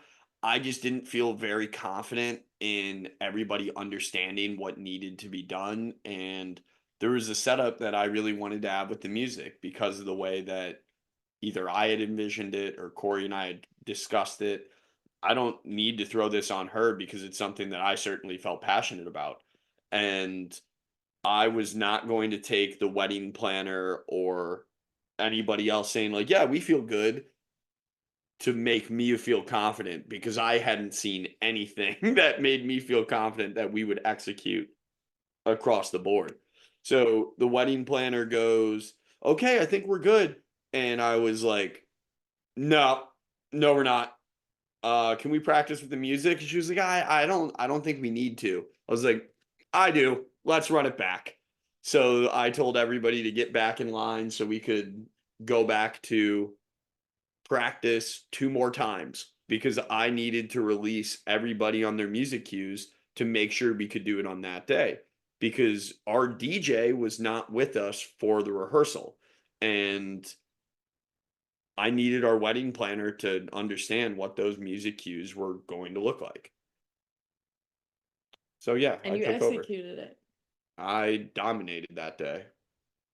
Yeah, it was me standing by myself at the top of the aisle and Adam sitting there on his phone playing music, and he's like, go and go. Exactly 17 seconds, you go. So yes, and everything did go well. Yeah. So all right. So then after that, we have a little bit of a break before the rehearsal dinner at Yep. Cooter Brown's. So I know some people went back to the house. Some of us went to Bourbon Street. Yep. I will go down this rabbit hole, and we can take it out or not. Um, I went to Bourbon Street. Was it the right decision to not spend time with you guys before the rehearsal dinner? Probably not. Um, but I guess I want to get your guys' perspective on that. Oh, I mean, I was with the girls. I was getting ready. I was doing my own thing. I was heated. I And was you heated communicated not that to me. yeah, not that you guys went, more that I was not a part of the discussion. Because there were other people that were then joining the group for the first time after the rehearsal or expecting to go back to the Airbnb and us all hang out or us all get ready because that's what had been discussed. So it was a plan that I didn't know about that then I was left to kind of look like the idiot in directing people on where to go or what to do. And then I was put in a position almost to pick friends in a way, as opposed to be like, no, everybody, like, let's go downtown. That'll be awesome. Because truthfully, if everybody would have gone downtown, like, yeah, I would have just been like, screw it, I don't need a nap, I'll do it. And then because certain people came back to the Airbnb, but not everybody, I was also like, well, shoot, now I need to entertain these people. I can't take the nap I wanted to take anyways. So no matter what, I was caught between a rock and a hard place, which I didn't particularly feel good about. Yeah. Yeah, I didn't think of that at the time. I was just like, well, I have freedom now, so I'm gonna go. Probably should over communicate when you're in the wedding party before making decisions, especially to the wedding couple. And I also feel a little bit responsible. Adam did not have a best man, but I was the officiant, so kind of best manish role, which You handle a lot of things, yeah. so that's on me, and I'll wear that. You So weren't the only then, one though. There's other people that made the decision. correct. I will say though, we got to the rehearsal dinner early and on time before everyone else, You so guys were that on was that time. was that was big. Yeah, we Um, were not.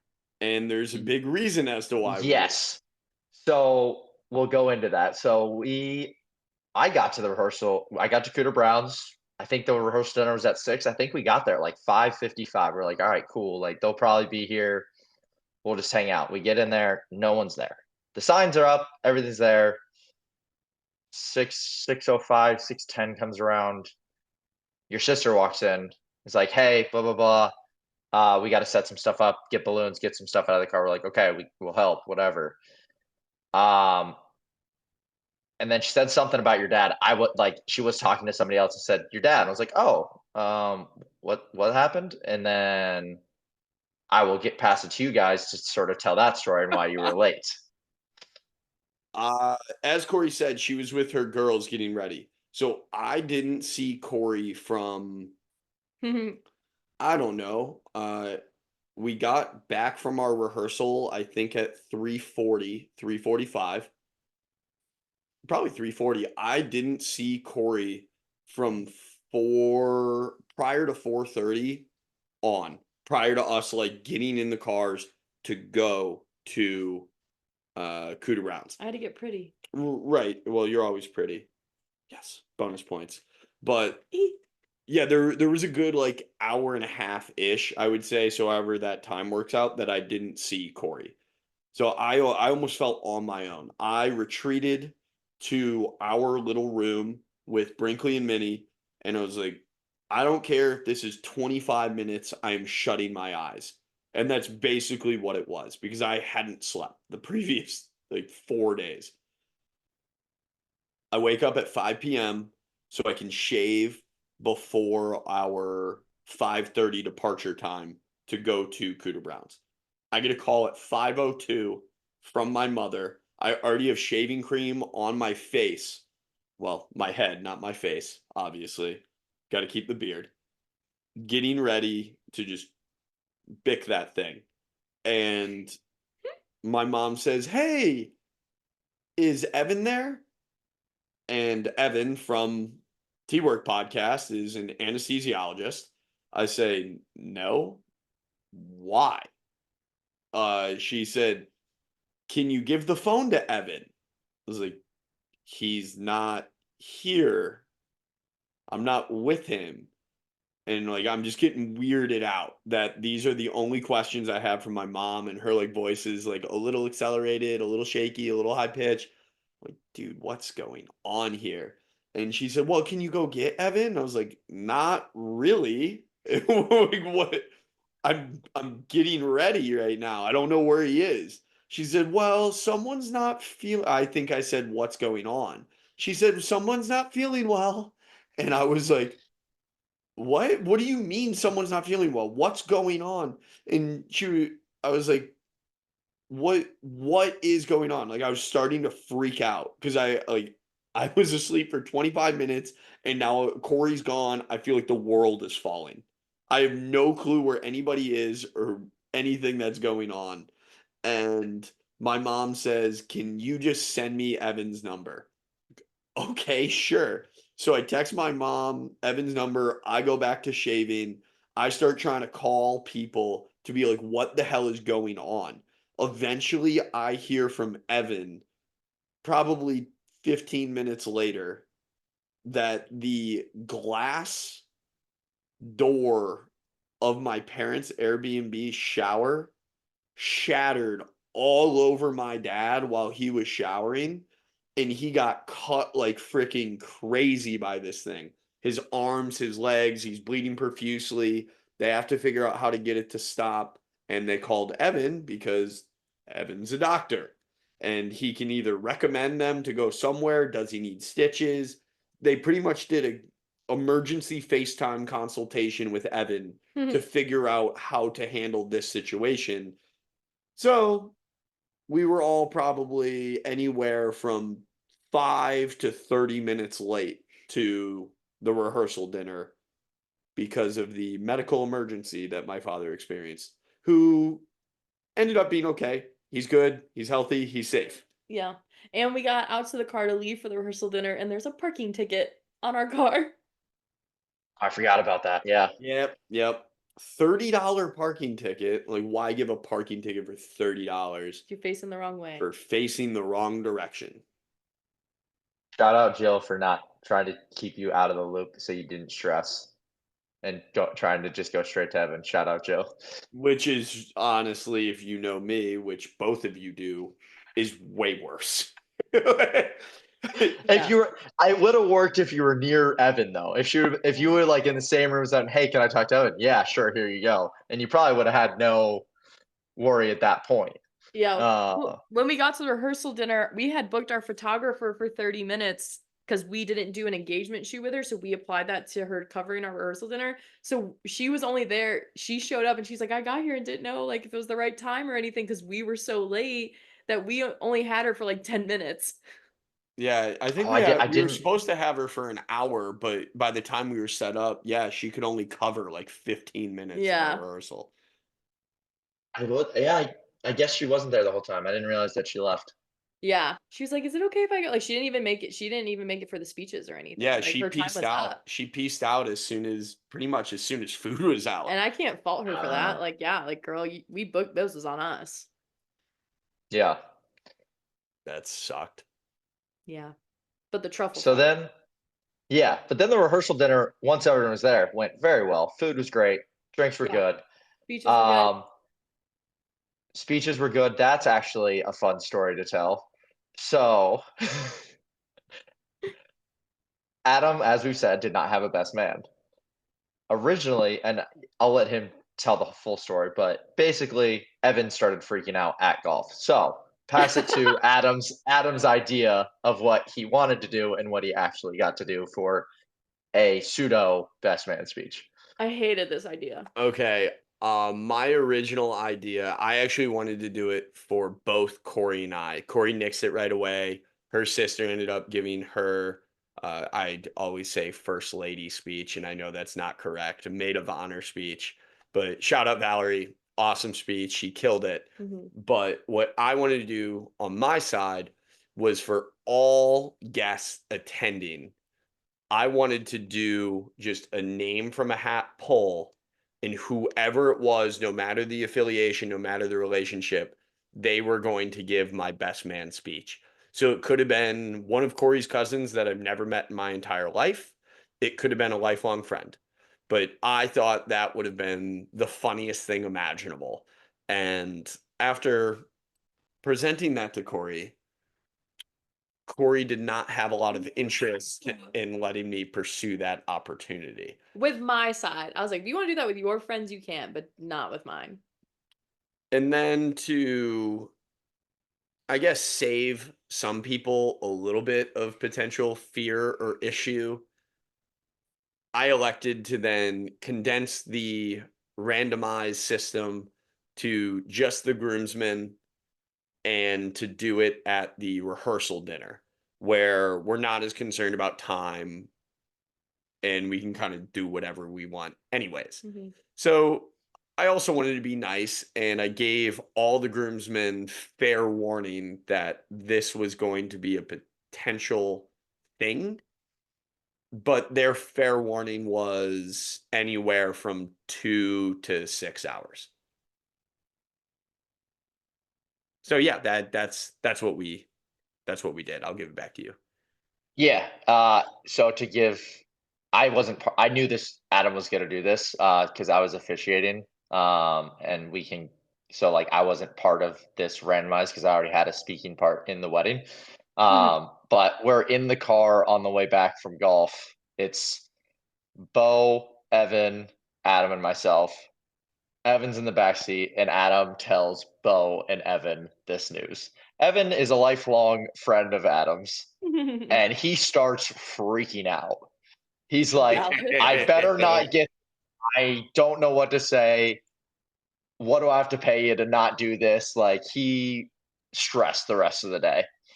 Um, we're even at sitting eating food right before, and Adam's still doing the randomized, and Evan's still talking about how he doesn't want to do this. And Freaking out. yeah, He's like rocking. He is visually upset, He was laughing and though. but he was anxious. Yeah. and just so happens it came Adam added a little bit of a spin at the end of the final two would play rock paper scissors to determine who would give the speech, and it would be the winner to give the speech, not the loser, because you must want to give the speech because you care about Adam. Yeah. So it's Evan and our friend Sam. And of course, Evan wins. And he did well. I give it to him. He did a very good speech. And Yeah. he didn't seem that nervous after he got the first like sentence out. He was good after that. Yeah, this is my worst But nightmare. yeah, but his first sentence was, "This is my worst nightmare." And there was only about 40 people there, so it wasn't that big of a group, if 40 people. No, it No, was and less. everybody was so supportive So and like supportive. Yeah. laughing and like cheering him on and like I thought it was great. I thought it was He sweet. crushed it. He Yeah. did a great He did. job. He did very well. Yeah. Anything else we want to add about the rehearsal dinner? No, then we opened it up to the welcome party, Yeah. which went Yes, pretty and well. then Welcome party was great. Yeah. Honestly, anything we talk about here is just like telling stories to have a good time. Yeah. I honestly don't know how much is worth sharing other than the staff at Cooter Browns absolutely killed it. I thought the food was Oh awesome. god, the food. I am so pleased with what Cooter Browns brought to the table. And then also shout out to everyone who attended the rehearsal dinner and welcome party, because Cooter Browns, I think, told multiple people on our end that we were one of the most respectful, well-mannered, Clean. clean groups that they have ever hosted. And knowing how rowdy some of the crew gets, that meant the world to me to hear. So thanks everyone. Yeah. Yeah, I was gonna bring that up because I was one of the people that the bartender was like, "This is one of the best groups we've had for an Aw. event." So yes, I Yeah, made they sure were to great. communicate that to both of you guys as fast as I could because of the week you had been having up to that point. Um, so I guess before we get into the wedding day, I Mhm. guess I'll open it up to how you chose me as your officiant and how Oh, that came about. so we were just outside hanging out, thinking like, well, who's gonna fit? Because we didn't want to do a religious ceremony because we're not really religious, and so we're like, who are we gonna have officiate it? And like we had kind of like you listed off you and I think like a couple more other people, and then we're like, but who knows us like together and separate? Like I feel like Banko, you and I have like a friendship. You and Adam have a friendship. Banko and I have hung out without Adam. You guys obviously hang out without me. We hang out together. Like, and so that's when we landed on Banko. And Adam was like, I'm gonna have to ask him. And you said I have to think about it. Right? Which was fair. Yeah. Yeah, I well, I didn't know he wasn't doing a best man. So also it was a random like I was in Nashville. I got a random text. He's like, "Yeah, I have a 3 hour layover. You want to grab me and go grab dinner?" First time I've ever had someone be like, "Yeah, I want to leave the airport that I'm just like passing through to go get dinner." But Yeah. so we go grab dinner. I was not about to spend 4 hours in the Nashville airport. You kidding me? That's fair. That's Not when fair. his best friend was in town. I was also That's trying to fair. convince you last minute to come to Chicago,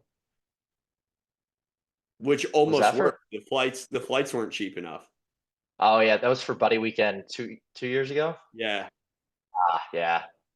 So that's how we Um, decided on you, Banko, is because we were like, Banko knows us. He knows us together and he knows us apart. And like he really knows us. Like he has seen the good, the bad, and the ugly and has heard it. And so like he's definitely the one to to officiate it. But what led you to say yes? What pursued you to say yes? well, so like we were at like a casual, like we were sitting side by side with random strangers at this restaurant because it was like buffet style, and he's just like, it wasn't even like a formal conversation. I think we were talking about the wedding, but then he was just like, "So you want to give a speech at my wedding, or do you want to officiate it?" Which was just a weird way to ask for me. Like I wasn't expecting it. I was just like, my immediate response was like, "Well, who the fuck is your best man then? Yeah, Like, if I'm you not." kind of are. And he was like, "Oh yeah, I'm not having one." Um, and I said I would think about it because I'm generally not a outgoing extroverted person. So if what who knew that? Dude, So you're I so wasn't. good with Oh my people. god, I can't keep you in the Yeah, house. yeah. So I it was more of like a confidence thing of like I don't want to fuck this up as their day. So And you that's did. why I said I'd think about it. You nailed It it. was pretty thank you. It was pretty quick in my head of like, I'm gonna do it. I think the same day, like that night, I was like, I think I talked to my parents and I was just like, I'll never get the opportunity probably to officiate a wedding again.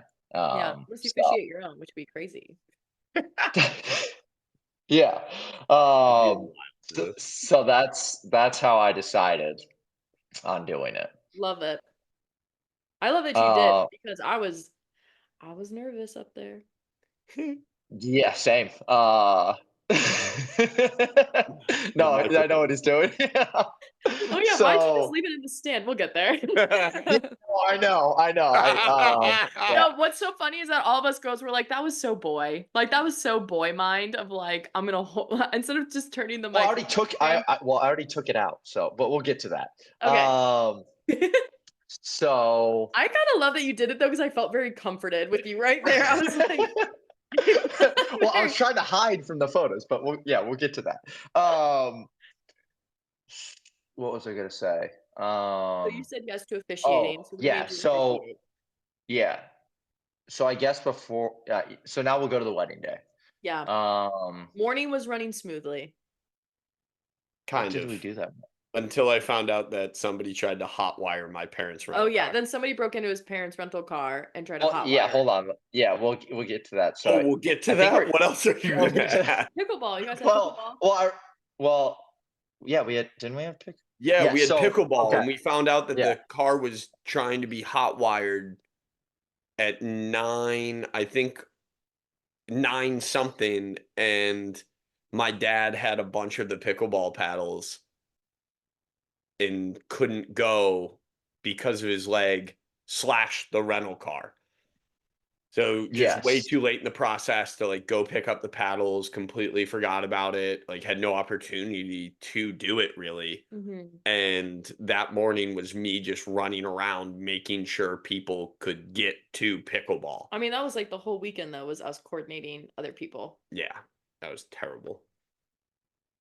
That's kind of on you because like Uber Delegate. exists. Uber exists. Yeah.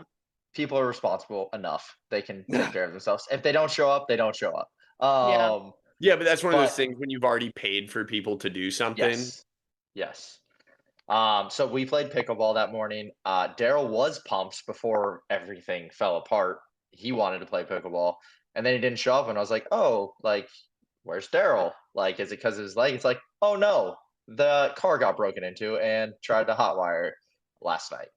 Um, so not really smoothly the morning of the wedding, Corey, but you weren't part of that, so No, yeah, I that's was having fair. a smooth morning. Yes, Yeah, you you were having a smooth morning.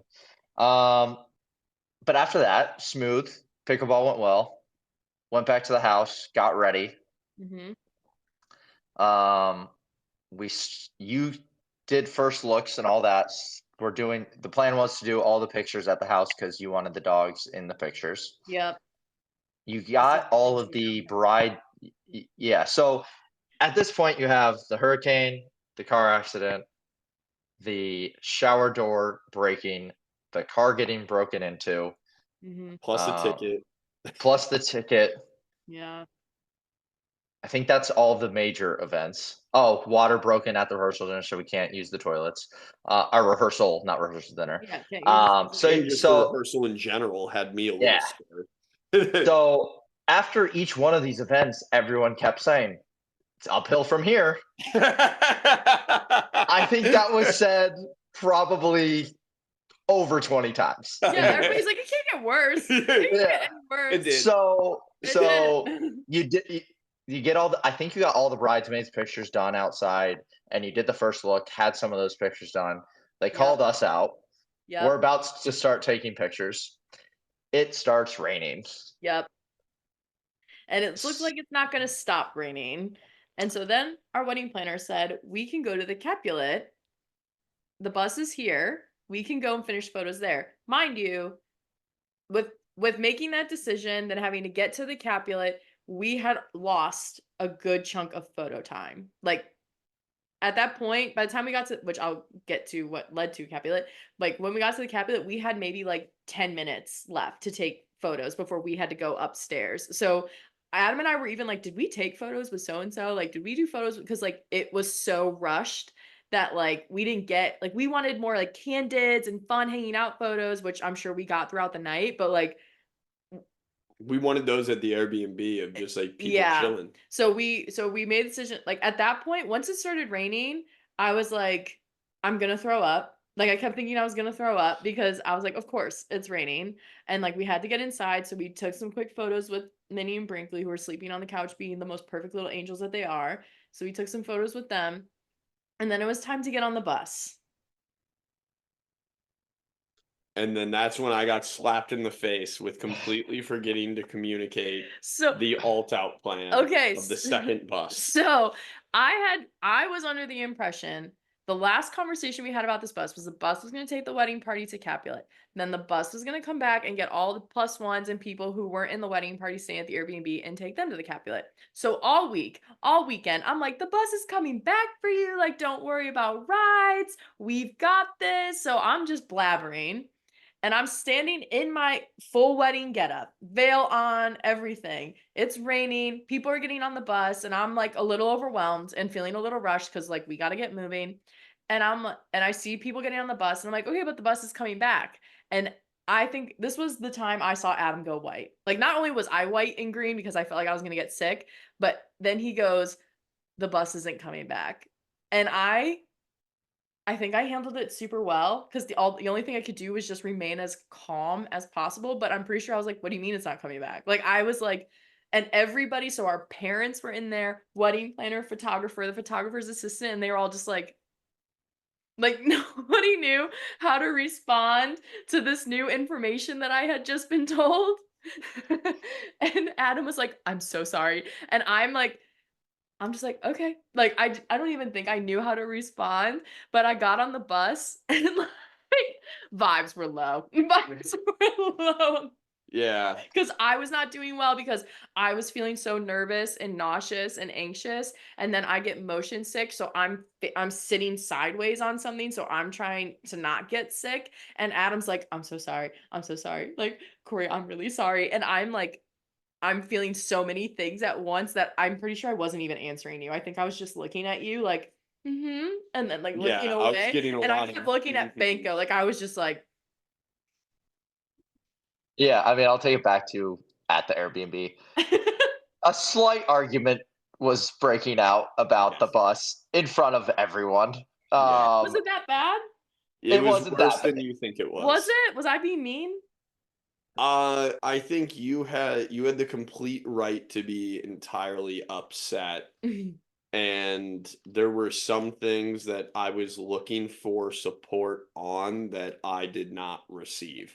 So I just felt on From me? no. Oh, And I just felt on a complete island. oh, yeah. I mean, I probably had just had enough at that point. Where I was You for sure did, and like, I would have too. Don't like that's yeah, and how am I going to break down in front of everyone and be like, I have dealt with so much this past week and I'm tired of everybody's bullshit.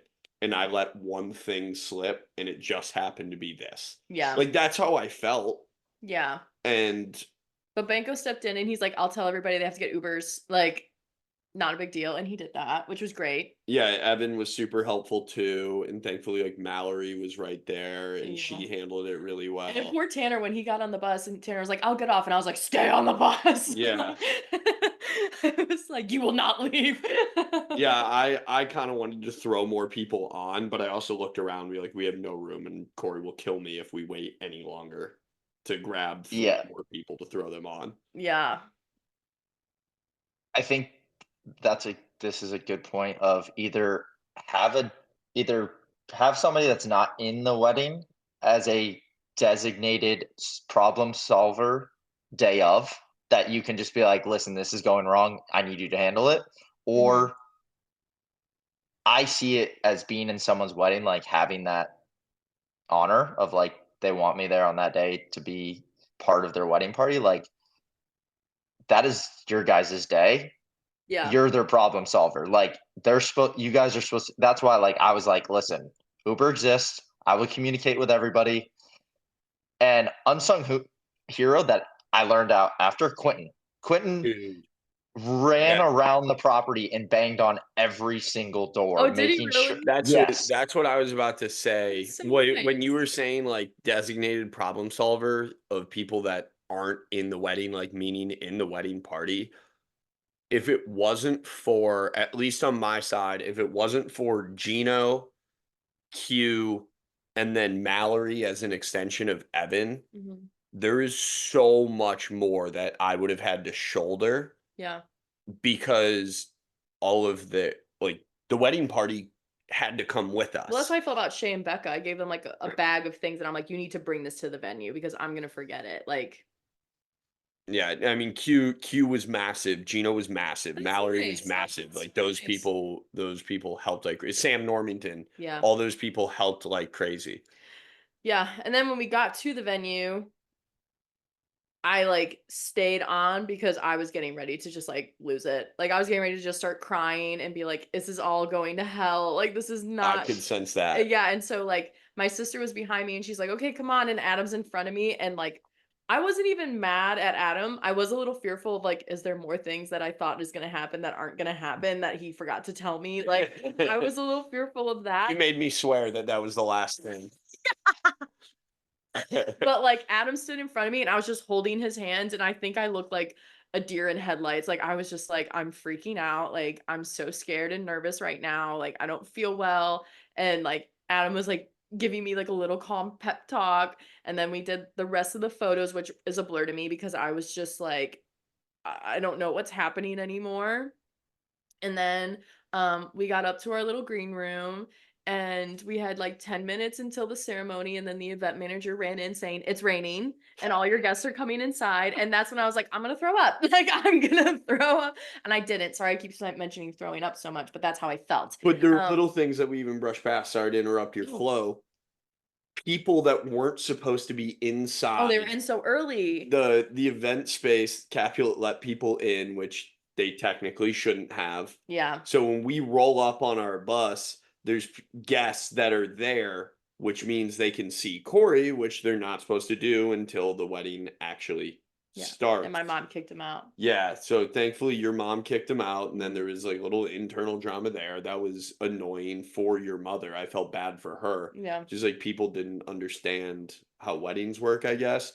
That was a little Anyway, so but that, and then when we were doing pictures, like people started lollygagging again. yeah. So I know I had to put on my Mr. Meanie hat again Mr. Meanie. to start yelling at people. Yeah, but so we get back up, so we go upstairs, and the event manager goes, "It's raining. All of your guests are coming inside." Oh my god! And I don't even. I'm gonna pause there and interject. So at the rehearsal, since the DJ wasn't there, I was given no coordination of what the mic was or anything like that. So we get to the Capulet and I go to the wedding planner and say, hey, can we go upstairs so I can like meet the DJ and see the mic and everything? So I go up there. It's not raining at this point. Yeah. As I'm standing up there, it starts raining. So I know it's raining. Yeah. So I come back downstairs. I see people start coming back in. Yeah. I very casually walk over to Adam and say, I am not telling Cory this, but it is raining. We should not tell Cory this because we don't think it's going to be that long. Someone tells Jill, and I don't even know if she kind of blurts out like, it's raining. And I was like, shh, we don't want Cory to know. And she's like, oh, okay. And then the event manager came in and said it to you. Now I'll pass it back to you. And I don't even think I said anything. I think I just looked at her like, I didn't even know what. And I think I said to somebody like, I need water. And I was sitting there and people were fixing my hair because like my hair had gotten wet from the rain. So I wanted to touch my hair up. And someone gave me, our wedding planner gave me a mint because I was like, I feel sick. And I'm drinking water and deep breathing. And I'm like rubbing Adam's hand that he had to like move my hand because he's like, you're going to rub my skin raw. Like you're rubbing it so hard and frantically. And then our wedding planner came in. Oh yeah, there's the photo. Yep, there it is. Me deep breathing. For all you audio listeners, get on the visuals. And then Yeah. With the "Don't Mind Me" from Bo in the back. And so then our wedding planner came in and said, it's not raining anymore. We gave everybody the second line napkins. They're cleaning things up. Not a big deal. And so I was just like, okay, like, sounds great. That sounds good. And then we lined up and I was like squeezing my dad's hand and Adam gave a pep talk. I sensed the nerves, and there Yeah. was one way out of the nerves in turning that night around into something that was going to be epic. Once we lined up, everybody's like, it can't get worse. Like there is no, we are up. It's only uphill from here. It was so stiff though. Like everybody was, at least I felt like I sensed a lot of like tension. Yes. A lot of tension. So Adam gave an awesome little speech, motivational. People got hyped up. And then the music started and everybody went. And I'm standing at the top of the stairs, squeezing my dad's hand, being like, I'm going to walk out and I'm just going to lose my guts everywhere. Like, I was just like, this is not going to go well. And then my music started. And the second we walked out, it all went away. Everything went away. And I was like, what? Like, my dad was like, what? You jumped all of our progression, all of our processions. But yes, yeah, I was. We're awesome. Yeah. Oh, sorry. Yes. Oh, sorry. I didn't see the wedding party walk out. I was all the way in the back. I know. I hear you. Okay, so Timber played and you walked out. Well, I was gonna take even a further step back. So I forgot to mention this. So we're on when it's raining on the roof before. They're like, all right, we have a small window. Like it's gonna stop raining, but it will start raining again. Oh yeah. And I was like, perfect. My speech is literally 5 minutes long. They're like, a true 5 minutes, or like we got told 5 minutes last week and it was 45. I was like, no, this is a true 5 minutes. We're good. I got it.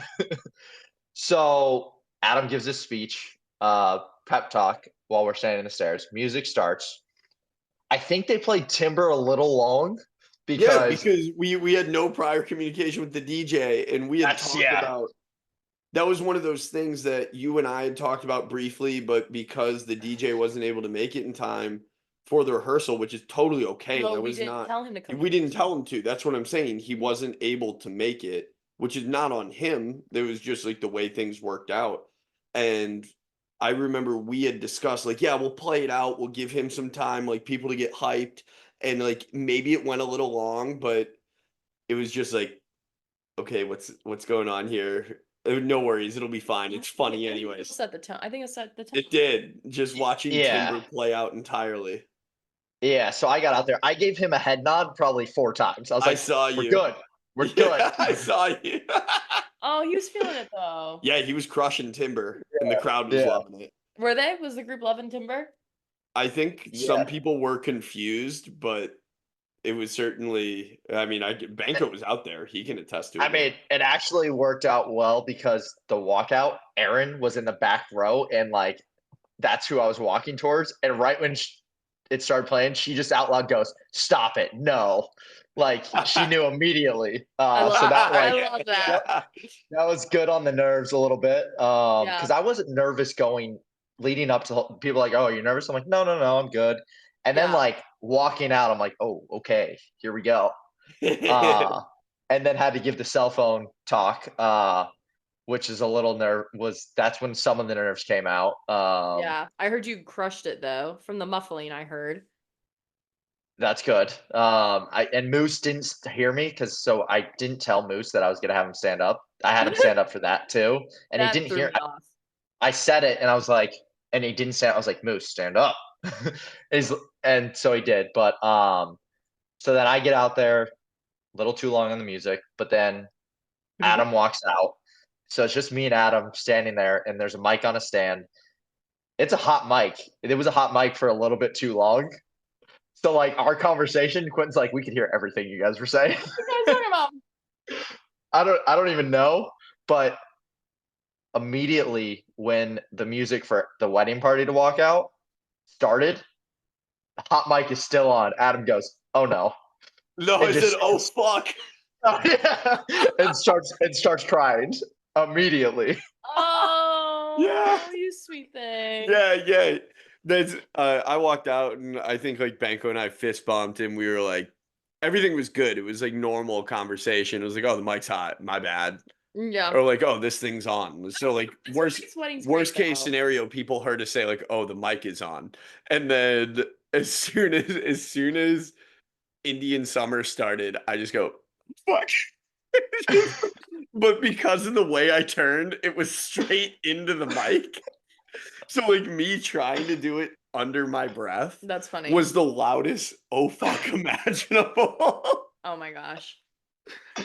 Okay. Well, so we had people throwing beads instead of like flowers and stuff. Did Yeah. people have a good time? Like, so I didn't hear like cheering or anything until like the third group went. So I was like, are people just like awkwardly like the ceremony? Like I thought people were gonna be like, yeah, and it wasn't So until like the third group. that's it was so standard until Bo, Katie, and Kasha made their turn. Mm-hmm. And like right before they got to Banko and I at the front, Bo hits us with a double fist pump up, scream, running man to gritty Nice. to some sort of inflatable used car lot Yeah. flailing arm guy.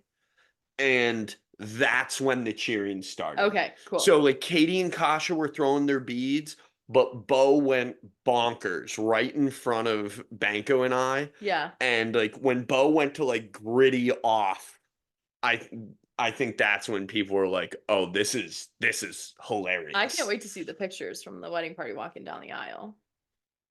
Oh yeah, because you didn't see any of this. Yeah, but I heard it and it sounded like everybody had a great time. Did you have any different perspective, or am I right on that? That's what I remember. Some of the cheering started because your parents did a very good job as well. Yeah, dancing. my mom and dad crushed it. I and heard then people clap into the music. yeah, and- they to dance Yeah. to the music, which is great. They were able to clap along to that. But Yeah. then Indian Yeah. summer starts and it sounds like it's going to be a serious song. Yeah. Yeah. It's just so different than dance to the music. So Yeah. it was like, yeah, everybody was into it for the families, but then it shifted. Yeah. Yeah. And then that's fair. thankfully Bo brought it back. Well, Bo also swept. It was Kasha. Who was he walking with? He like pushed them back when it's because he didn't mean to, but like his arms went out and like he like pushed them back and like propelled forward. That's funny. So then it was your part, Cory, and Yeah. what I didn't even take into account. I said when everyone stood up, I couldn't see you. Like I could not see the door anymore. I was like, "Oh, this is interesting." Yeah, we saw the top of your head. Did and you then see you my saw arms? your arm go up. Yeah. So then And you went, that's tell my your girl. perspective. Yeah. Tell your perspective of walking down the aisle.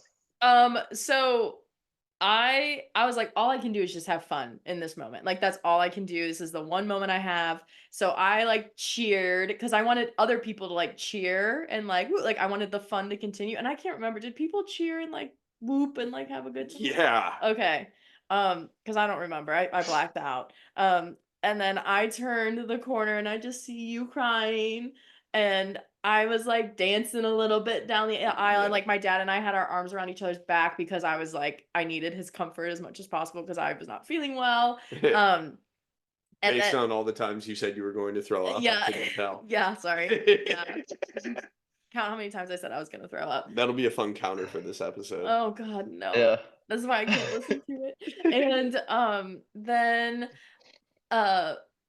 my dad couldn't hear you, Banko, because the music was so loud and he's a little bit older.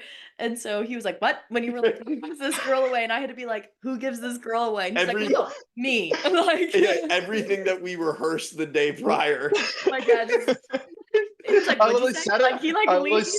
I had to say it twice. I think I said it the first time. He didn't even react, and I was like, So then I said it and he looked at me and then you said it again and he goes, oh, I do. Like, yeah, I think you said me. I think you're right. I think he said me. yeah. Which was great. And then we got up there together. Yeah.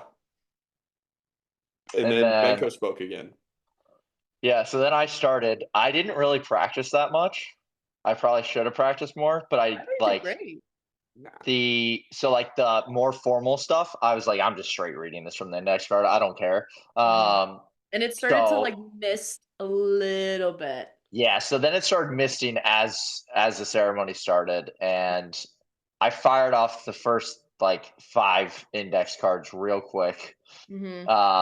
And then we get to the vows. And the plan was that I was going to walk away so that they could have their pictures together.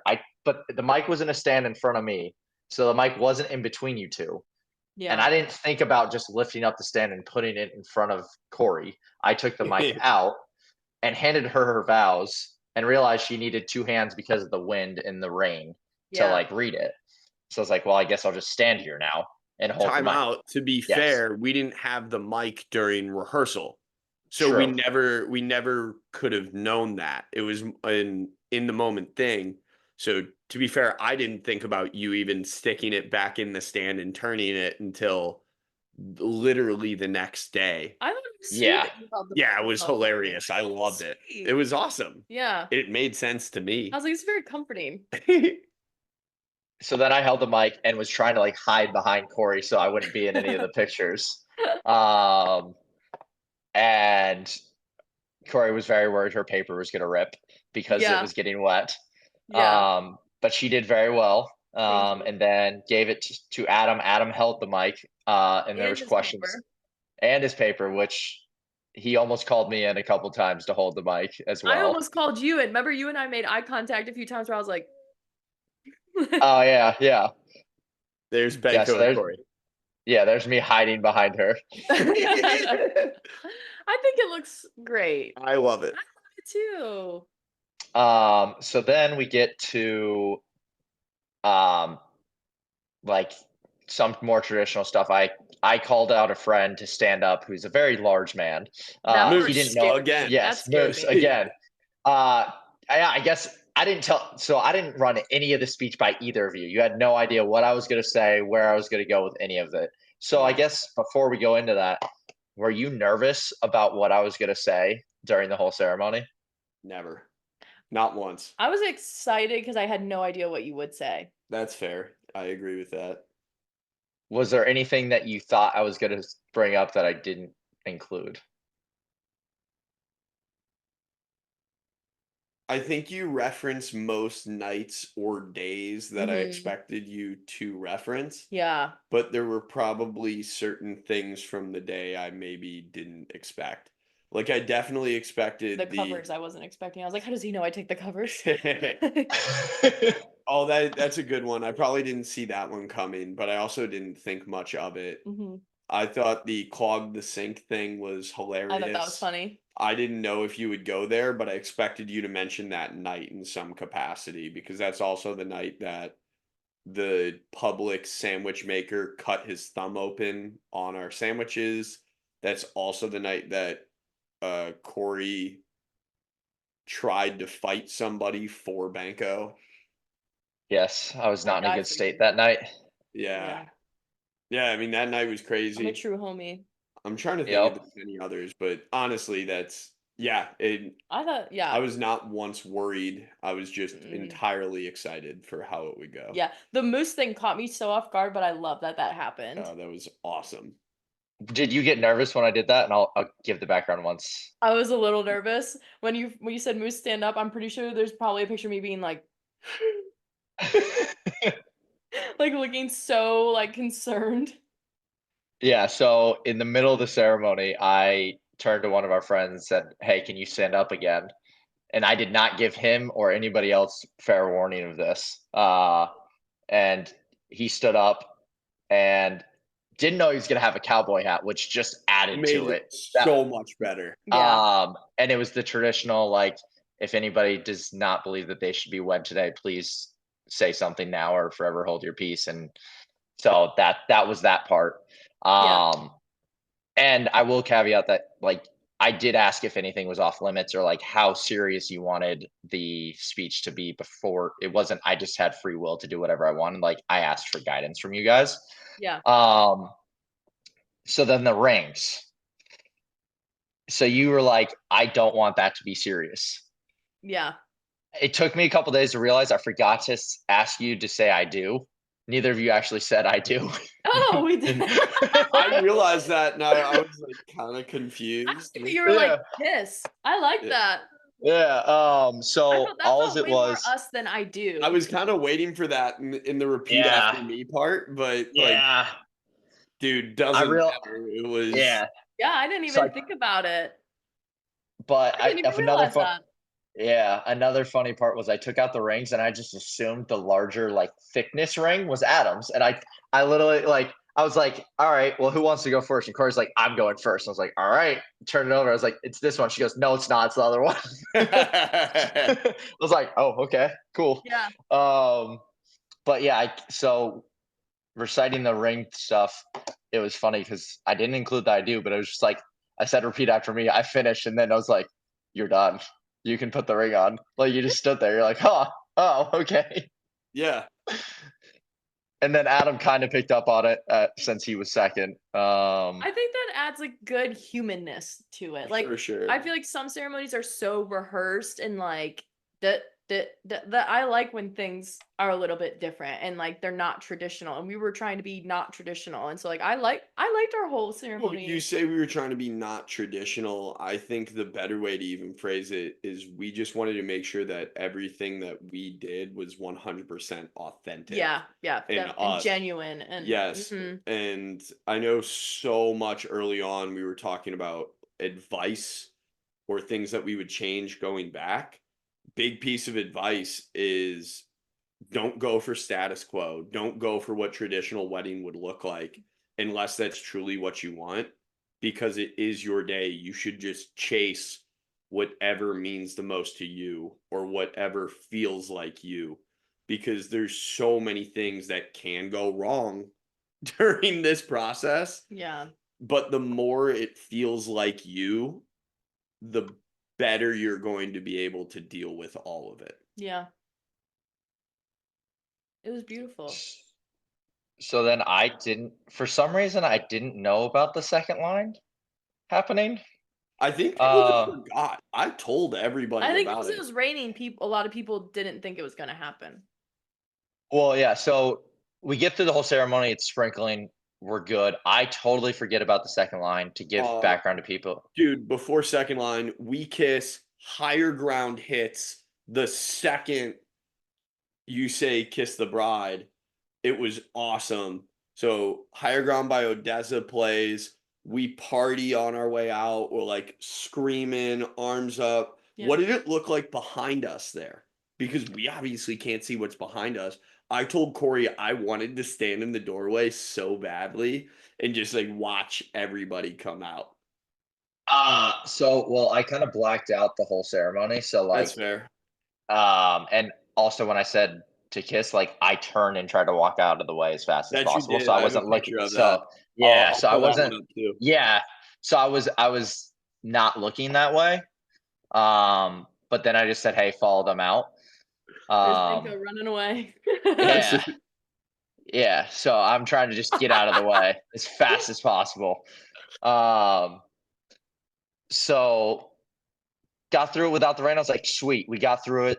Rain, done, good. I'm like one of the last people to go through the door to go down the stairs, and it starts downpour. I'm like, wow, that's I again totally forgot about the second line. I was like, it starts downpour. I'm like, perfect. Everyone's inside. We're great, cool. Yeah. Get downstairs. I'm like, oh, we're doing the second line. Oh Which, yeah. for people that don't know what the second line is, it's a party around the block. Adam, if you want to explain it better than me, you can. Yeah, second line's part of New Orleans culture. Originally, it was a part of funeral processions, and it was kind of guiding the spirit to the afterlife, like celebrating the life, just bringing some happiness and joy. Because in New Orleans, everything's a celebration. That's how it all started. Now, in more modern day, a second line is really just a part of anything weddings, graduations, birthdays, still funerals, but people just second line because it's fun to do. Marching around in a street with a brass band is freaking awesome. It's so fun. And we definitely wanted to do it at our wedding. I was all over it. That was like a must for me. And yeah, I don't know if you want to keep going. I know you just asked to explain second No, line. I think that's good. It downpouring, but everyone had a good time. not everyone went out. Like some people stayed back, which was understandable. I mean, it Yeah. was pouring. The people who went said that was their favorite part of the whole thing. I honestly didn't even realize it was pouring. I knew it was raining. Yeah. I didn't like process how hard it was raining. Yeah, our photos look awesome though. Oh, the photos look sweet. Yeah. So then you guys go upstairs in the venue, go back to your private room, have alone time while everyone's getting. There was a little bit of confusion of like, oh, should we get food or not get food? Like, Yeah. Well, brief There's- backpedal to the Yeah. second line thing. We actually got approached right before we started saying, "Hey, it's raining. Do you want to just second line around the venue or do you want to do it outside?" So going around the venue literally would have meant walking in a circle around our like dance floor and dining area just for however long, 30 minutes. Mhm. I would have gotten And so at old. first I said, "Yeah, like maybe we should." And my wedding planner was like, "Okay." And then I was like, "Actually," I was like thinking about what Adam would want, and Adam was like, "No, we're doing it outside." And so I was like, "We're gonna do it outside." Like, so Yeah. I think because we leaned into it, everybody else leaned into it. Yeah, and Gino came through with a great comment. Gino said it eliminated anybody who wasn't going to be into it from participating. So if you went on the second line because it was raining, you only went on the second line because you wanted 100% to be a part of it. Yeah. Yeah, it was so fun. I was like, when I look back, I was like, "Dang, we got a big crowd behind us." Like Oh, I it was thought it was gonna be awesome. small, but I was like, "Wow, there's a lot of people here." Yeah. Most of the people went actually, because I was the Yeah. last one out the door. Yeah, that was super fun. But yes, then we went up to our little private room and the food was supposed to be out sooner than it was. That was some It's confusion. supposed to be out at 5:30 and it eventually got put out at 6:10. Yes, but our wedding planner said everybody was eating the hors d'oeuvres, people were drinking. She's like, everybody's good. Like, don't stress about it. So, and then we got announced. And we were dancing up in our little private room to the music because he was playing bangers, the DJ was. So we're like, well, we have to dance. Right. There was some good videos from friends that could see through the crack Yeah. that I got saw taken. I saw you guys filming and I Yeah. just tried my best to prevent Corey from seeing it. And I didn't want Yeah. to like spoil the moment and tell Corey like, "Hey, they're all filming us. They can see it." Yeah. Because I knew what those were going to turn into later. I'm so glad we just let it That was play one of my out. favorite memories. Yeah, it was very cool. Was us just like dancing together up there. And then we got announced and we said hello to people. And then we did our speeches. Like my dad gave, or Valerie gave a speech. Then your dad gave a speech. Then my dad gave a speech. And then my dad and I danced and it was fun. And he took dance lessons, but then we got out there and he was like, "You have to count me in." And I was like, "I don't know the beat. Like, I don't know." And so then we just had a good time. And like it was very sweet. And he was emotional. And then you and your mom danced, which I thought was so cute. And like you guys looked like you were having such an intense emotional conversation. And I thought that was beautiful. And then we danced. We should probably run through the songs you and your dad did. Uh Forever Young by Rod Stewart. Yes. And then my mom and I did It's a Wonderful World. What a Wonderful World by Louis Armstrong. Yeah. Nice. Yeah, I gotta be honest, did not pay attention to most of that. I think I was eating food and drinking You were just at that recovering. point. Yeah. You were coming back from dissociating. Yeah, yeah. We totally did it. Didn't even see you guys cut the pies. Didn't even see that. Oh, we didn't announce That it. was so off Yeah. the side. Did you It was- see our Yeah. dance? I think the only dance I actually saw was Adam and his mom. I don't think I Aw. saw your guys' dance. That's okay. Our dance was great.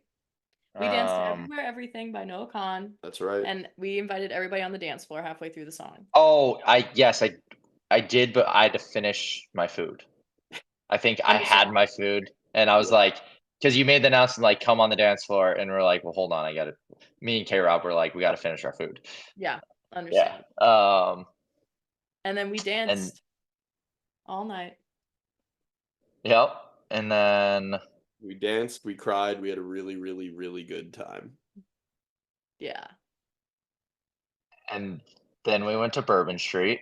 Then we went to Bourbon Street. So that's just how fast we're getting through the whole. Well, I mean, nothing Reception. really like I mean, the reception kind of went according, other than the food coming out late. Like Yeah, the reception everything really was went awesome. it went according to plan. We had people tell us that they were like, okay, after this song, we're gonna go do this. And then the next song, they're like, okay, next song, we're gonna go. But the DJ kept playing such good songs that people kept pushing off their Ubers, pushing off changing. Like people kept pushing off things that they wanted to do because the music was so Yeah, because good. Matty Mo's the freaking man. Yeah. Future podcast guest, Matty Mo. Yeah, absolutely. So we didn't think anything else could go wrong, and everything was uphill from there. Oh, wait, and we We did a get Private Last Dance. Rivers Private Last Dance. Was yes. of Rose by Head and Heart, which I appreciated. Right after we had left the venue in Banko, you said get in the Uber. I was like, finally, somebody's just telling me I don't have to make any decision. Again, if you're in the wedding party, your responsibility is to make sure the couple is taken care of. Yeah, I didn't That worry is about your where job. everybody else was. You just said get in the Uber, and I said okay. That is great. So The we only get issue there for me was Q, Gino, and To just had all of my belongings just dispersed across their parties. No, I had your belongings at that point. Yeah. You did? I had your wallet and phone at that point. Okay, Which yeah. we loved all the videos on Adam's phone. So basically, yeah. So I'm gonna actually shout out Q for that. Another Q move. Kid was firing that night. Q was in a different state at the wedding is the best way to put it, and he was responsible for Adam's phone and wallet. And I think right when I hadn't seen him most of the wedding, and then I get down to the dance floor, and I realize he's not in a good state. But he turns to me and he goes, "Hey, I came up with a really great idea." And I was like, "What's up?" He's like, I'm going around to like every random guest. I have Adam's phone and having them record personal videos to Adam and Cory." And I was like, "Wow, that's incredible. Like, how did you even think of that? Like, I wouldn't even have thought of that."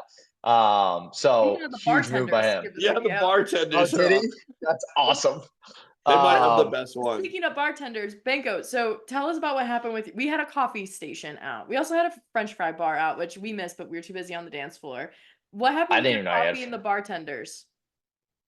Wait, hold on. Let me go back. So then once I realized Q was in a bad state and like I didn't like once the videos were basically done, I didn't really I was like, all right, hand me the phone. I'll do like one quick funny video. Like I'm not gonna do a serious speech in this. I'm gonna get Adam in the video or whatever.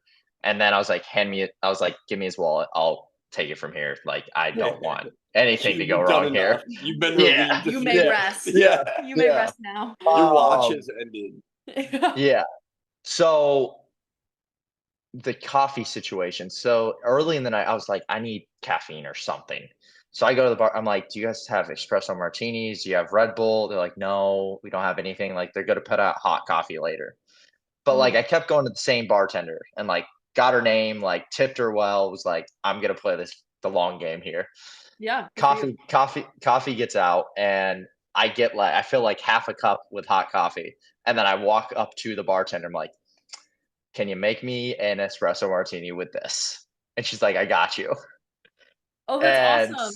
So she took the hot coffee, like I think she grabbed some espresso mix as well and like threw it in there and like made me an espresso martini. So that was big. Yeah. So to all wedding guests, if you want special treatment from bartenders, be personable with them, learn their name and call them by their name, have conversation with them and tip them well. Yeah.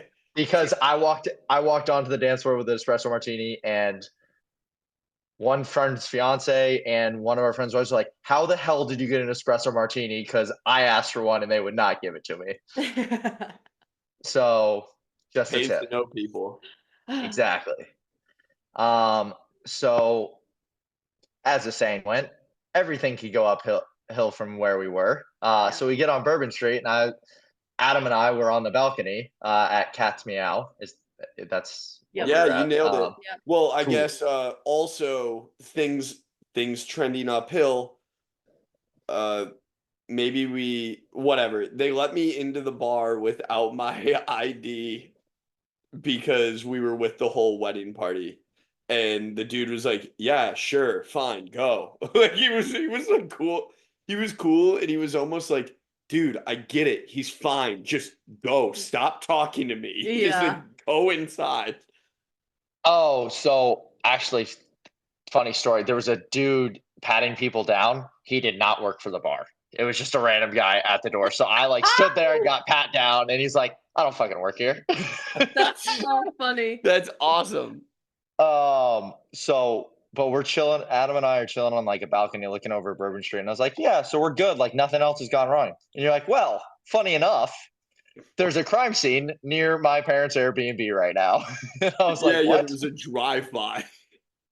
His Midday parents, drive-by too. That just oh, didn't know that. Yeah, yeah, it was midday on wedding day. It was while my parents so it was way back timeline to pickleball when my parents missed pickleball or my dad missed pickleball because they had to return the rental car to get a new one. In the time that they drove to the airport, which is a 17-minute drive from the Airbnb, plus the like probably 30 minutes that they were there to get the new car to the 17 minutes it took them to get back. So roughly an hour. There was a drive-by shooting like 5 blocks away. Yeah. But we So had a this good is time. like 11 a.m. But things did go up. on But Saturday. things did go up from there. We had a great time. I wouldn't change a thing. I will backpedal to one part recommendation for future people that are planning weddings and planning on going out after their wedding. Yeah. It would have been nice to have coordinated rides to Bourbon Street from the wedding venue instead of everyone ordering their own Ubers. Yeah. Not my problem. I know. Our It's job was done. true. You're not wrong. I'm just Because saying. we also didn't know where people Recommendation. wanted to go. We True. figured that was a game time decision. We Yeah, decided that. we had Hannah tell the tell the DJ where to tell everybody to go at the reception. Oh, I didn't know that. I thought you guys had that plan that you wanted to go. No. No, okay. I just said All right. Hannah before we leave, tell Maddie Mo to tell everybody where to go. And So with she's the one who told everybody. Yeah, with 20 to 30 minutes to go, she went up and told him, and then each time he made an announcement, he just shouted that out. Yeah. Gotcha. Okay. Yeah. Yeah, so eat your words. Yeah, We're fair. at Fair. Cat's Meow, which is a karaoke dancey bar, but not very dancey, but Nah, they just say Karaoke. it's No. tasty. Yeah, karaoke. It was a good time though. It was kind of perfect though to have karaoke. We danced enough. Like, what Yeah. would we do at a dance bar or at a club? dance more. True. Yeah. Corey sang Adams lost his voice, so No, he couldn't really sing. it was Yeah. non-existent. My I went neck was- non-verbal. My neck was killing me from all the headbanging I was doing. Yeah. And I wish I would have had a camera for when you guys left the bar because I left very I haven't even told you guys this, but so you guys left. You were like, "Hey, we're gonna go walk and get an Uber and go home," and I was like, "Cool." I grabbed Q and was like, "Hey, we're leaving." So we walk out, and we walked out probably like 2 minutes after you guys, but like it was a perfect shot of like you guys walking like holding hands like down Bourbon Street like alone like into the distance. And I was That's like, damn, cool. I can't take this picture, but yeah. So that was like a So cool you thing just to have see. mentals. Yeah, Screenshot. yeah. People told And us then- that at the reception we were in our own universe, and that was cool to hear. You definitely were. And then Adam texted me, "Hey, I'm getting in my Lyft now," as I was getting in my Uber, and we actually got to the Airbnb about the same time, and we shared a bag of Doritos and hung out for a little bit. Oh yeah, and we fed the kids some Doritos. You did? Yeah. Oh yeah, absolutely. I fed the kids a lot that weekend. They were getting fed a lot. I know they were. That's probably why Brinkley was up But about Banko, that. I tore up a Dorito and I was like, "Don't tell Adam." And Banko was like, "I won't," as he simultaneously fed the Dorito. I don't need Brinkley consuming Red 6. It was a Yeah. great wedding. And then the next morning, everybody got up, we cleaned up, easy peasy, and everybody dispersed. Yeah. And it was sad. And now we're back Yeah. to our lives. Back to your Reality lives. sucks. So looking back now with everything that went wrong or kind of went wrong, what would you change? Nothing. Well. I Well, I had so like obviously there were some things where I'm like, oh, I wish, that didn't happen or we had more time here or whatever it is. But like at the end of the evening, I was buzzing with so much like endorphins and happiness. Like I loved everything about it. Everything from about it. from the second we lined up to do our procession to begin the actual wedding ceremony through returning home from the bar, Wouldn't change a thing. it really couldn't have gone better. Yeah, there's the little hiccups along the way. There's the funny little things that, as Corey said earlier, kind of make it us or make it human. So yeah, are there little things that I would like to change to make it perfect? Totally, but there's no point stressing about it because we can't change any of it. And it was the night of my life. I couldn't imagine having more fun than we had. Yeah. But it's also okay for these little hiccups to feel all consuming in the moment. Yeah, very true. Because there's a lot going on. There's so much stimulation. And also, people don't tell you how naked you get in front of so many people during your wedding day. I was yeah, naked in front of that's fair. everybody. I was a baby. I felt like a baby. Yeah, you need somebody to go to the I'm bathroom getting with. passed around. I'm getting dressed in front of people and photos are getting taken of me. I'm getting undressed and photos are getting taken of me. I need somebody to hold my dress as I'm going to the bathroom. Like, you're just I was a child. Exposed, Yeah. I vulnerable. was so vulnerable. People are Yeah. climbing under your dress to bustle it. Like, there's a lot happening, and wedding dresses get very heavy when they're soaking wet. Yeah, I looked down right when we started the like ceremony and like just saw black from the like wet mud, Yeah, whatever dirt that was on the memories. ground. Yeah. Yeah. My sister said that too. She said when she went to like fluff it, she was like, "Eek." Like, Yeah, I like looked down, I was like, and as I was like holding the mic, I'm like, don't step on it, don't step on it. yeah, whatever. Probably wouldn't have made a difference. I wouldn't have noticed. Yeah, that's fair. Um, if I would have said no to officiating, you don't have to answer this question, but if you want to, you can. Who was next in line? We had another 4 to 5 people that we had considered that it's kind of funny, I guess, looking back on this, You got the golden ticket. with how many times it got mentioned that I don't shut up or I speak constantly. And sometimes I don't realize how much I am the talker or the initiator of the friend groups that I am in. So then when it came time, and to be fair, Corey's very similar on her side. You are an initiator. Not that you talk as much as I do, but you're also kind of the like, hey, let's do this. Oh, I ask a lot of questions and like, yeah. Yeah, a provocateur in some sense, but as a result, when it came time to decide who to ask to officiate the wedding, I realized, and I think Corey did too, was like, huh, we're kind of the public speakers out of the group. So this could get a lot tougher than we originally thought it might be. We had a bunch like that we were deciding from, Mhm. but we knew up front that a couple of them might not be the best in front of Yeah. public spaces. Might not be into it, Yeah, that's fair. but we were into it. And Yes. you got into it, and we appreciate you getting into It it. did. Absolutely. Expect a thank you card in about 6 months. 6 months? All right. I just need the pictures for my Hinge profile. That's all I'm 6 to waiting 8 for. weeks, you'll be getting those. Yeah. I guess 5 to Yeah. 7 at For this point. 7 weeks, you'll be getting those. Yeah, that's a little disappointing that it takes that long. I get it, but I mean, think about how many photos they have. They had 2 shooters. It might be faster, but Carolyn Marie's wedding is next weekend. Mhm. So she's got important things to deal with.